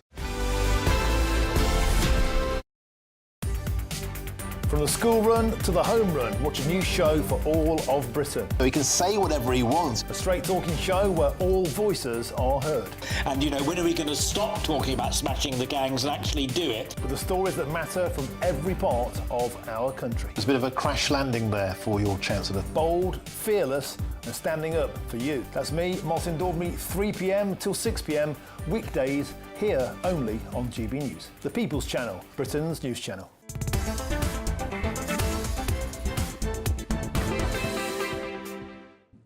Welcome back. You're with me, Charlie Peters, on GB News, sitting in for Nana Akua for the next 35 minutes. Right, let's move on to second homeowners in England. They are facing a bit of a tricky situation here because if they rent out their properties to reduce their tax bills, they may soon face stricter regulations because currently these owners can classify their additional homes as businesses if they are available for holiday rentals for at least 10 weeks a year. But the Treasury is proposing changes to prevent this tax avoidance. So is this Labour declaring war on landlords? And I'm joined by our panel. It's the former Conservative MP Mark Field and the political commentator Fahima Mohammed. Mark, I'll start with you. This is another announcement there. It just feels as though Labour is trying to tax and regulate itself into some positive news, but generally speaking, it doesn't work like that. Well, this isn't going to be positive if you're looking to rent, because actually fewer and fewer landlords are going to be renting out their property, and we've already seen evidence of this, and that's only going to see rent prices going up. And what worries me a little bit about this as well is this whole idea that this is a loophole. I mean, essentially we're saying there are two separate things. If you have a business renting properties, then you can perhaps pay business rates. If not, then you perhaps have a second, a double council tax charge. And it was the same argument that was made about loopholes in relation to private school fees. Now, the reality is education has never been taxed. It was a charitable cause from the time of Elizabeth I. It's not a loophole, it's the law. It's just the law. No, it is. So, describing it as a loophole is such a strange way.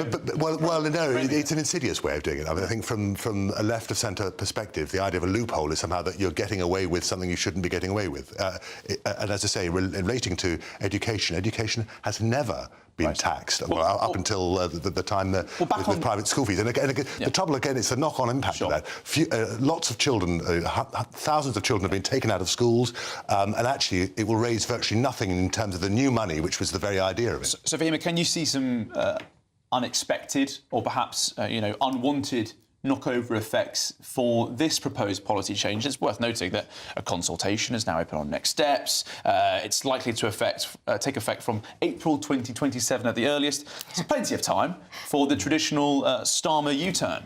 Yeah, no, absolutely. I think with all the U-turns, this might be another one. And are there any clear mechanisms for this to actually be implemented without excessive bureaucracy? And I think that, we do have to differentiate between the genuine landlords as well as the wealthy second homeowners. And again, I don't see it as an actual loophole. It's just another business where people are not maybe getting the amount of, tourists that are coming in to actually also, rent out the property. So it is a business. So again, I don't see the mechanism there to put this in place. Well, the iPaper's Hugo Zhai has this exclusive. He's revealed this proposal, and he's also said that the scheme has become increasingly popular in recent years, which is they're making them liable for business rates instead of council tax, because councils in holiday hotspots have charged higher rates on tax on people who do not live in their communities year-round. It's one of those policies that could have unintended consequences, but lots of support in those areas, Mark. It'll have some support, but of course what's happening in places like Cornwall is the collapse in second home markets, and of course a lot of these people do actually spend money in other shops there as well. So on the one hand, obviously the fear from local residents is that how are my children ever going to get on the housing ladder because property prices have zoomed up as much as they have. And as I say, the real unintended consequence, I'm afraid, is that there's just going to be a diminution in the number of rental properties available. Fahima, when we speak about sort of holiday homes, and we've recently had this with mansion taxes, and that's obviously now 2 million. Lots of mansions in Deptford or mansions in pockets of West London, North London, who certainly don't look like mansions. Is a similar thing going to take place here, for example? People think of holiday homes as being these, grand and exciting Airbnb ventures, but actually often they're just quite sweet English cottages, and they're a tradition that some people are lucky enough to have. Absolutely, and I think it is seasonal. So again, it's very hard to pinpoint as to how we're going to, understand how this actually works as a business as well. And we also have to understand that prices have risen, so maybe you might not see them as 2 million, but unfortunately in certain areas they are reaching those kind of limits in London, unfortunately. So they are actually also going to be attacking a lot of the vulnerable people that actually are trying to just get some sort of business out of sort of these holiday homes as well. A lot of these places, like Cornwall in particular, hear from Cornish people all the time, they complain about their area being overrun by tourism, but then you start to think, you might complain when they're gone. Well, exactly. It's a little bit like, the oligarchs and other wealthy people here, the non-doms. I mean, listen, the truth of the matter is, we are desperately short of money. We are living miles beyond our means. That has happened for many, many years, and the government is desperately trying to close that gap with the amount of debt and the level of deficit that we're having year on year. But, we just we've got to recognise, I mean, to a certain extent, I fear that if you're a property owner, you have a fixed asset, and it's easier to tax a fixed asset than it is a whole lot of other assets that can be taken out of the country. And I think when you have an extra property and it can be used as a business, it does bring in, the economy of the state, of the company, the country coming in. People do want to come in here and not be in hotels. They do want to have a place where they can have, like a home, an actual, like you said, Airbnb. So you're actually going to be taking away sort of the tourists that are going to be coming in and wanting that comfort as well. And it's a different type of, I think, attraction for people to want to get onto the property ladder and maintain it. I think we should make it far easier to holiday in the United Kingdom. Friends of mine who do it more regularly than I rave about it all the time, but the one thing they complain about is the cost. It is more expensive to do it many times, especially when you can fly to a lovely continental capital for a fiver. Yeah, so, and also landlords have got more and more strict regulation from local councils. Now we don't want unsafe properties being up for rent, but equally those, someone has to pay for that. Ultimately, I think we have the money. It's just the distribution. OK, Fahima, Mark, thank you very much for your time this afternoon. You're with Charlie Peters on GB News. I'm filling in for Nana Akua, and coming up next, an internal row has broken out within the British Museum over its director's suggestion of a red, white and blue theme for their annual fundraising ball. How dare the British Museum celebrate the Union Jack? We'll be joined by Professor Nick Groom, who's got rather a lot to say about that. He's the author of The Union Jack, the story of the British flag. You're not going to want to miss that. But first, let's get your latest news headlines with Bethany Elsey.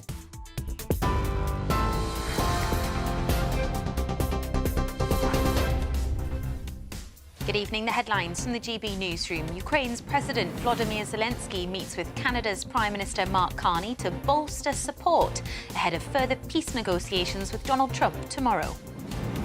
A gap year scheme to give school and college leavers under the age of 25 a taste of the Army, Royal Navy or RAF will start in the spring. A senior union leader is urging the government to improve workers' living standards after a survey revealed 1 in 5 are skipping meals every day. Boxing Day footfall has hit a 10-year high, rising 4.4% on last year, with retail parks seeing a nearly 9% increase in shoppers.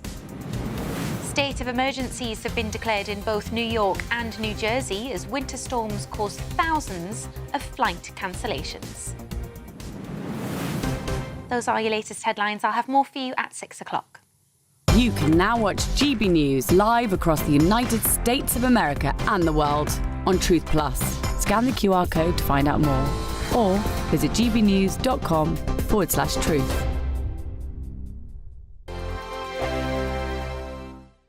Hello, here's your latest weather update from the Met Office for GB News. Over the next few days, we'll see a lot of fine weather across the UK, a fair bit of cloud at times, and staying pretty chilly with some frost increasingly so as we go through the coming week.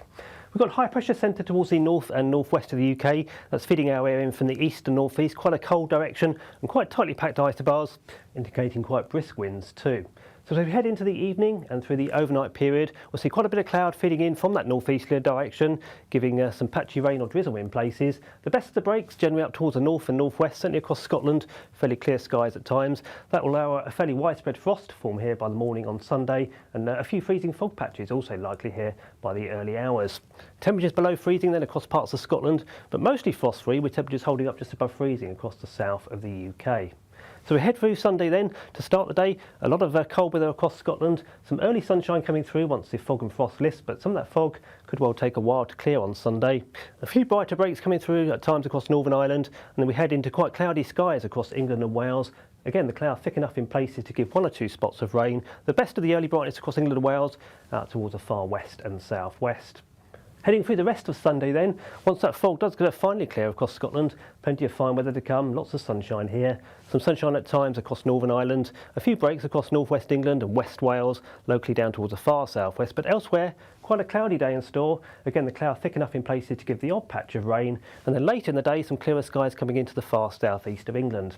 Temperatures generally speaking close to average, but still quite breezy, so feeling chilly out and about, and temperatures certainly suppressed across the north where the fog is slow to clear. As we head into the evening on Sunday, frost soon returning across Scotland, and some frost also forming under clear skies towards the south and southeast of the UK. And as for the next few days, well, into the early part of next week, it stays pretty quiet across the UK, some sunshine developing during the day, but certainly quite a bit of frost around as we go into the overnight periods.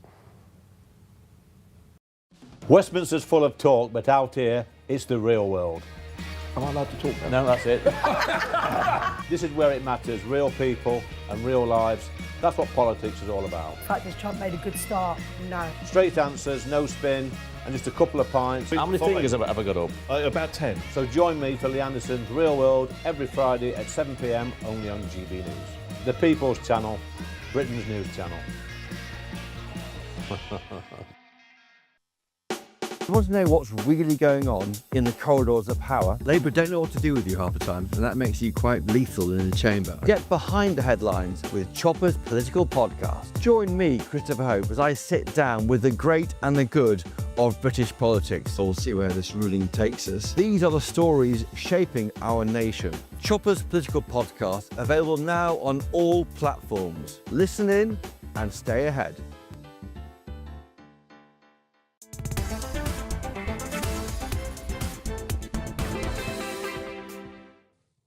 Welcome back. You're with me, Charlie Peters, on GB News, on TV and on digital radio. I'm sitting in for Nana Akua for the next 25 minutes or so. Right, it is 37 minutes past 5 and an internal row has broken out within the British Museum over its director's suggestion for a red, white and blue theme for their annual fundraising ball. Now, staff have condemned the proposition as being in poor taste following the rise of those flag-hoisting events across the United Kingdom. Well, joining me now for reaction is the professor at the universities of Macau and Exeter. It's Nick Groom. He's also the author of the book The Union Jack, The Story of the British Flag. Professor Groom, thank you so much for joining me this evening. You're quoted. Good afternoon, Charlie. How are you? I'm very well. I'm great to have your company. You're quoted in this piece in The Guardian. You have the exclusive on this row in the British Museum. You're saying that the British Museum isn't just abjugating its responsibilities as a national institution, but will be complicit in the politicisation of our union flag. Why do you have that view? Well, I think that it's really the responsibility of all of us in this country and perhaps beyond as well, to recognise that this is not just the national flag of the United Kingdom of Great Britain and Northern Ireland. But the reason why I call my book The Union Jack is it has a whole range of different sort of cultural representations and expressions and uses. So to just try to narrowly define it in one way, in a very narrow political way, and to accept that there are attempts to appropriate it, and then say that you're not going to be part of that by refusing to embrace the flag, does effectively make an institution as venerable and significant as the British Museum complicit in the way that it's being politicised. The flag has always been politicised, but we need to take it back. It's everyone's responsibility not to stand by and see it have one meaning imposed on it. We can't speak for these people, but we've been covering a lot of the flag hoisting around the country earlier this year. A lot of these raise the colours protests and the activism and sort of restoring national pride to local areas. A lot of it has gone alongside litter picking and other efforts as well. I've not met a single person who's been part of this organisation or this movement who would welcome the description far right. I think they push back on it very strongly. Why do you think some people in the British Museum seem to think that that is an appropriate association, even months on after we saw so much of this flag hoisting going on? Well, unfortunately, it's always been an instinct of the left to run away whenever there's a political sort of use made of the Union Jack. And I do use the term Union Jack. That's an appropriate term since the 17th century. It's in official documentation, but you will doubtless have viewers who are complaining even now, saying I should be calling it the Union flag. But I think the Union Jack sounds rather more homely, and it's sort of a more familiar, rather less formal. But, unfortunately, we saw the same thing at the end in the 1970s with the National Front trying to appropriate the Union Jack. And the left, yes, did step away, stood on the sidelines. They wrung their hands and complained, but they did nothing to try to take it back. And we need always to be seeing it as the flag of the people. It's the people's flag, and we need to manage it ourselves. We need to take responsibility, and we need to look after it and make sure that it does represent all of us in our, diversity and plurality, and the whole, wonderful range that we have in this country. Professor Groom, when I travel the world and I meet people from sort of left-wing groups elsewhere, they still wrap themselves in the national flags of their nation. Often, a lot of left-wing figures still feel a great amount of national pride. But when it comes to the United Kingdom, there is often a sense of revulsion. There are some people in the Labour Party who've been pushing back against that, the Blue Labour group, trying to restore national pride. And we've seen some messaging from the Labour Party putting the Union Jack, as you call it, front and centre. But it's quite a rare thing, isn't it? Why do you think that is? There is such a hesitation to engage with our flag and national symbols on the left. Well, there have been attempts. I mean, Gordon Brown, when he was Prime Minister, his first Green Paper was about national pride and flying the flag from public buildings. And so he did try to make that particular intervention. More recently, Keir Starmer was photographed in front of his fireplace with the Union Jack as well as Cross of St George flags there. But his sort of anticipated speech at the Labour Party conference didn't really address reclaiming the flag. I think it's bad faith and sort of, ressentiment on behalf of the left, that they don't want to separate the flag from, some of its darker history in terms of imperialism, and we have to accept that. I mean, the flag has got many, many different meanings. At the same time that it was being used by the National Front in the 1970s, it was the Queen's Silver Jubilee. It was also being used by punks in their fashion, and it was also used by Tim Brooke Taylor of the Goodies, the comedy group, and he wore a Union Jack waistcoat. It has a plurality, it has many meanings, and that's one of its strengths, that it can be used by everybody from, let's say, Freddie Mercury, all the way through to Stormzy, who wears a Banksy Union Jack stab vest. It's seen on every high street, whether it's, Bowden famously, reclaimed the flag, the whole Cool Britannia movement and the Spice Girls. These are all aspects of it. And to sort of simply say that it has one narrow political meaning based on the experience of the past 6 months, I think is, not very helpful to thinking about our national identity and our role together as a community and how we can move forward throughout, this century. Absolutely. Right, Professor Nick Groom, thank you very much for your time this afternoon. And what a curious place to be in when you might see the Union Jack in many shops on the high street, but not in the British Museum. Thanks very much for your time today. Well, in reaction, a British Museum spokesman has said that the inaugural ball was a landmark moment in the museum's history that secured over 2.5 million vital funding for its international partnerships. We are excited to follow up this year's success with a ball in autumn 2026 and will announce more details in due course. We are excited to follow up this year's success with a ball in autumn 2026. So we'll get more details on that when it comes. And if you are in search of some holiday sun, let's take a look at the forecast for some of the top European destinations. Can't wait to get in that sea. Lovely and warm. Just like the feeling of having great travel insurance. All Clear Travel Insurance sponsors GB News Travel Destinations Forecast. Hello, if you're off to the Eastern Med or Italy over the next few days for a New Year break, it'll be often sunny and dry, but much more unsettled towards the Western Med, particularly across Iberia, with some areas of low pressure bringing in some heavy rain, some strong gusty winds as well, and some mountain snow. Heavy snow on Saturday and into Sunday across the Pyrenees and Andorra. The showers clearing away from Sicily, leaving most of Italy and Greece fine and sunny, but there will be some heavy snow across parts of northern Turkey, otherwise a fine outlook elsewhere. All Clear Travel Insurance sponsors GB News Travel Destinations Forecast. Well, it's 45 minutes past 5 and it's time for the Great British Giveaway. It's your chance to win our biggest cash prize to date. It's £85,000 and Hayley Sparks, she's been in Lapland, of course. She's got all the details you need for a chance to make it yours. This Christmas, we're giving you the chance to win our biggest cash prize of the year. An incredible £85,000 in tax-free cash could be yours. Cash to make your new year the best yet. And we've come to the fabulously festive Aurora Collection Resort here in Lapland to celebrate. Imagine what next year could look like for you with a whopping £85,000 in the bank. You could find yourself on the adventure of a lifetime or just safe in the knowledge that next year is on us.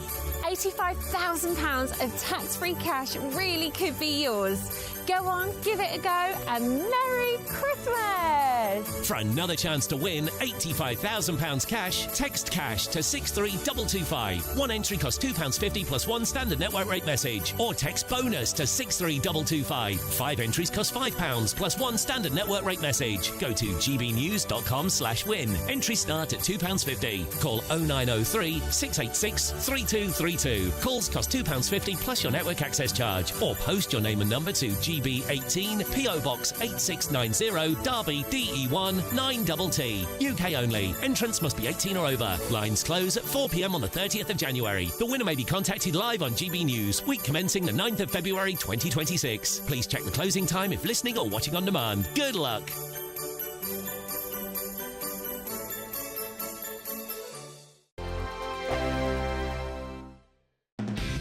Decisions made in Washington aren't just shaping America, they're shaping Britain too. From migration to global security, from crime to health. Whatever happens in the White House today will be felt in your town or city tomorrow. That's why The Late Show is live from Washington, DC. Cutting through the politics to show you what it all means for Britain. The Late Show live every night at midnight. Only on GB News, Britain's news channel. Britain deserves a newsroom that puts the facts and your voice first. Well, and that's what you get on GB News. Lively debates, lively conversation. And we're not afraid to hold power to account. And each other. So join me, Andrew Pierce. And me, Miriam Gates, for Britain's Newsroom, weekdays from 9:30 on GB News. Bold. They are under no illusion. Ray, are you a human trafficker? Boundless. I've had enough of the nonsense, and I'm not afraid to say it. Don't get us on the BBC. Every weeknight, I tear through the headlines. The smell of gasoline. Should we be worried about it? From Westminster madness to cultural war chaos. What I'm going to do now is they are throwing things out the car as we speak. Get ready, Britain. Here we go. Patrick Christie's tonight, weeknights from 9 p.m. only on GB News, Britain's news channel. At GB News, we love to hear from you, our loyal community. So drop us a line at gbnews.com/yoursay. There you can talk to each other and also to the presenters live on air. gbnews.com/yoursay, because GB News is your channel, Britain's news channel. Hi, I'm Michelle Dewberry, and my show is your opportunity to cut through all the noise and dive in headfirst to some robust debates. Ideas clash. Situation, no, because the failure is you're deliberately avoiding my point. Nothing's held back. And if you think this is the end of it, wait for more. And we do not shy away from the difficult stuff. Sometimes I want to shake people and say, if only you understood. So join me on Jubes & Co. weeknights at 6 p.m. only on GB News, Britain's news channel. In the GB Newsroom, we bring you the news as it happens. With our team of dedicated journalists across the UK, we're ready to keep you up to date with what's happening every half an hour, every single day. Bulletins here on GB News, the People's Channel, Britain's news channel. Mornings don't have to be tiresome, especially if you have the right company. Wake up to news as it happens, opinion and debate, and of course, a little bit of entertainment too. Because when the kettle's on, we're on. That's Breakfast on GB News, a show worth waking up for. Every morning from 6 a.m. Only on the People's Channel, Britain's news channel. We'll spread the news, you spread the word.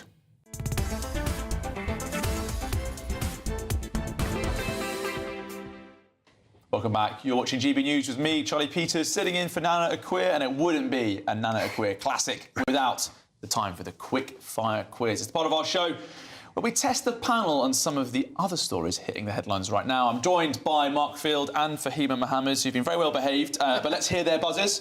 Go on. Very good. All right, then.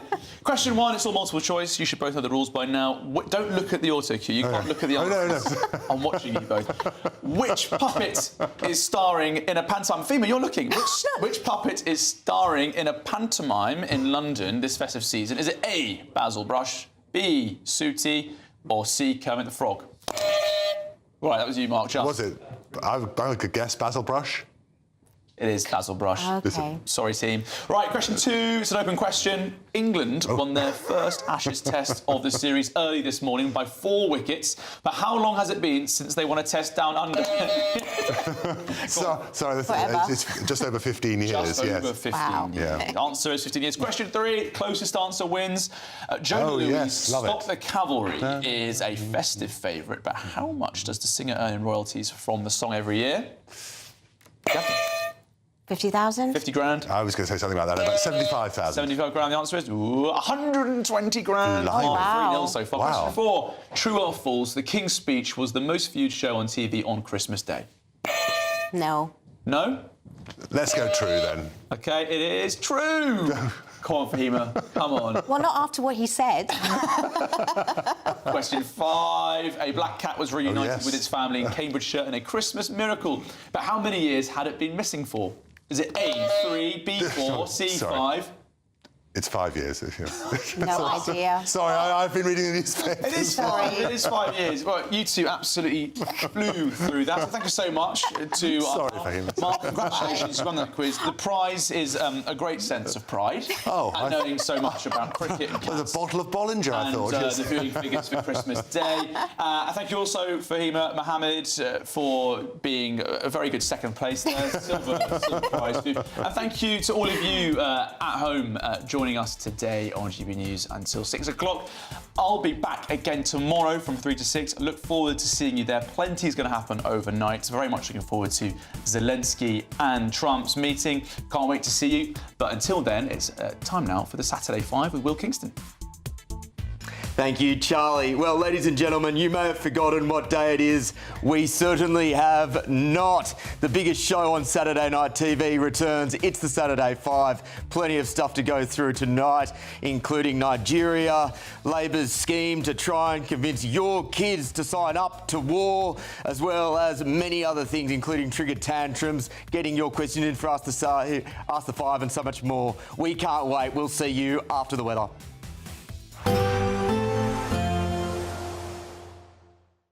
Expect warm spells with the odd rude interruption. Box Boiler sponsors the weather on GB News. Hello, here's your latest weather update from the Met Office for GB News. Over the next few days, we'll see a lot of fine weather across the UK, a fair bit of cloud at times, and staying pretty chilly with some frost, increasingly so as we go through the coming week. We've got high pressure centred towards the north and northwest of the UK. That's feeding our air in from the east and northeast, quite a cold direction and quite tightly packed isobars, indicating quite brisk winds too. So as we head into the evening and through the overnight period, we'll see quite a bit of cloud feeding in from that northeasterly direction, giving some patchy rain or drizzle in places. The best of the breaks generally up towards the north and northwest, certainly across Scotland, fairly clear skies at times. That will allow a fairly widespread frost to form here by the morning on Sunday, and a few freezing fog patches also likely here by the early hours. Temperatures below freezing then across parts of Scotland, but mostly frost-free, with temperatures holding up just above freezing across the south of the UK. So we head through Sunday then to start the day. A lot of cold weather across Scotland. Some early sunshine coming through once the fog and frost lifts, but some of that fog could well take a while to clear on Sunday. A few brighter breaks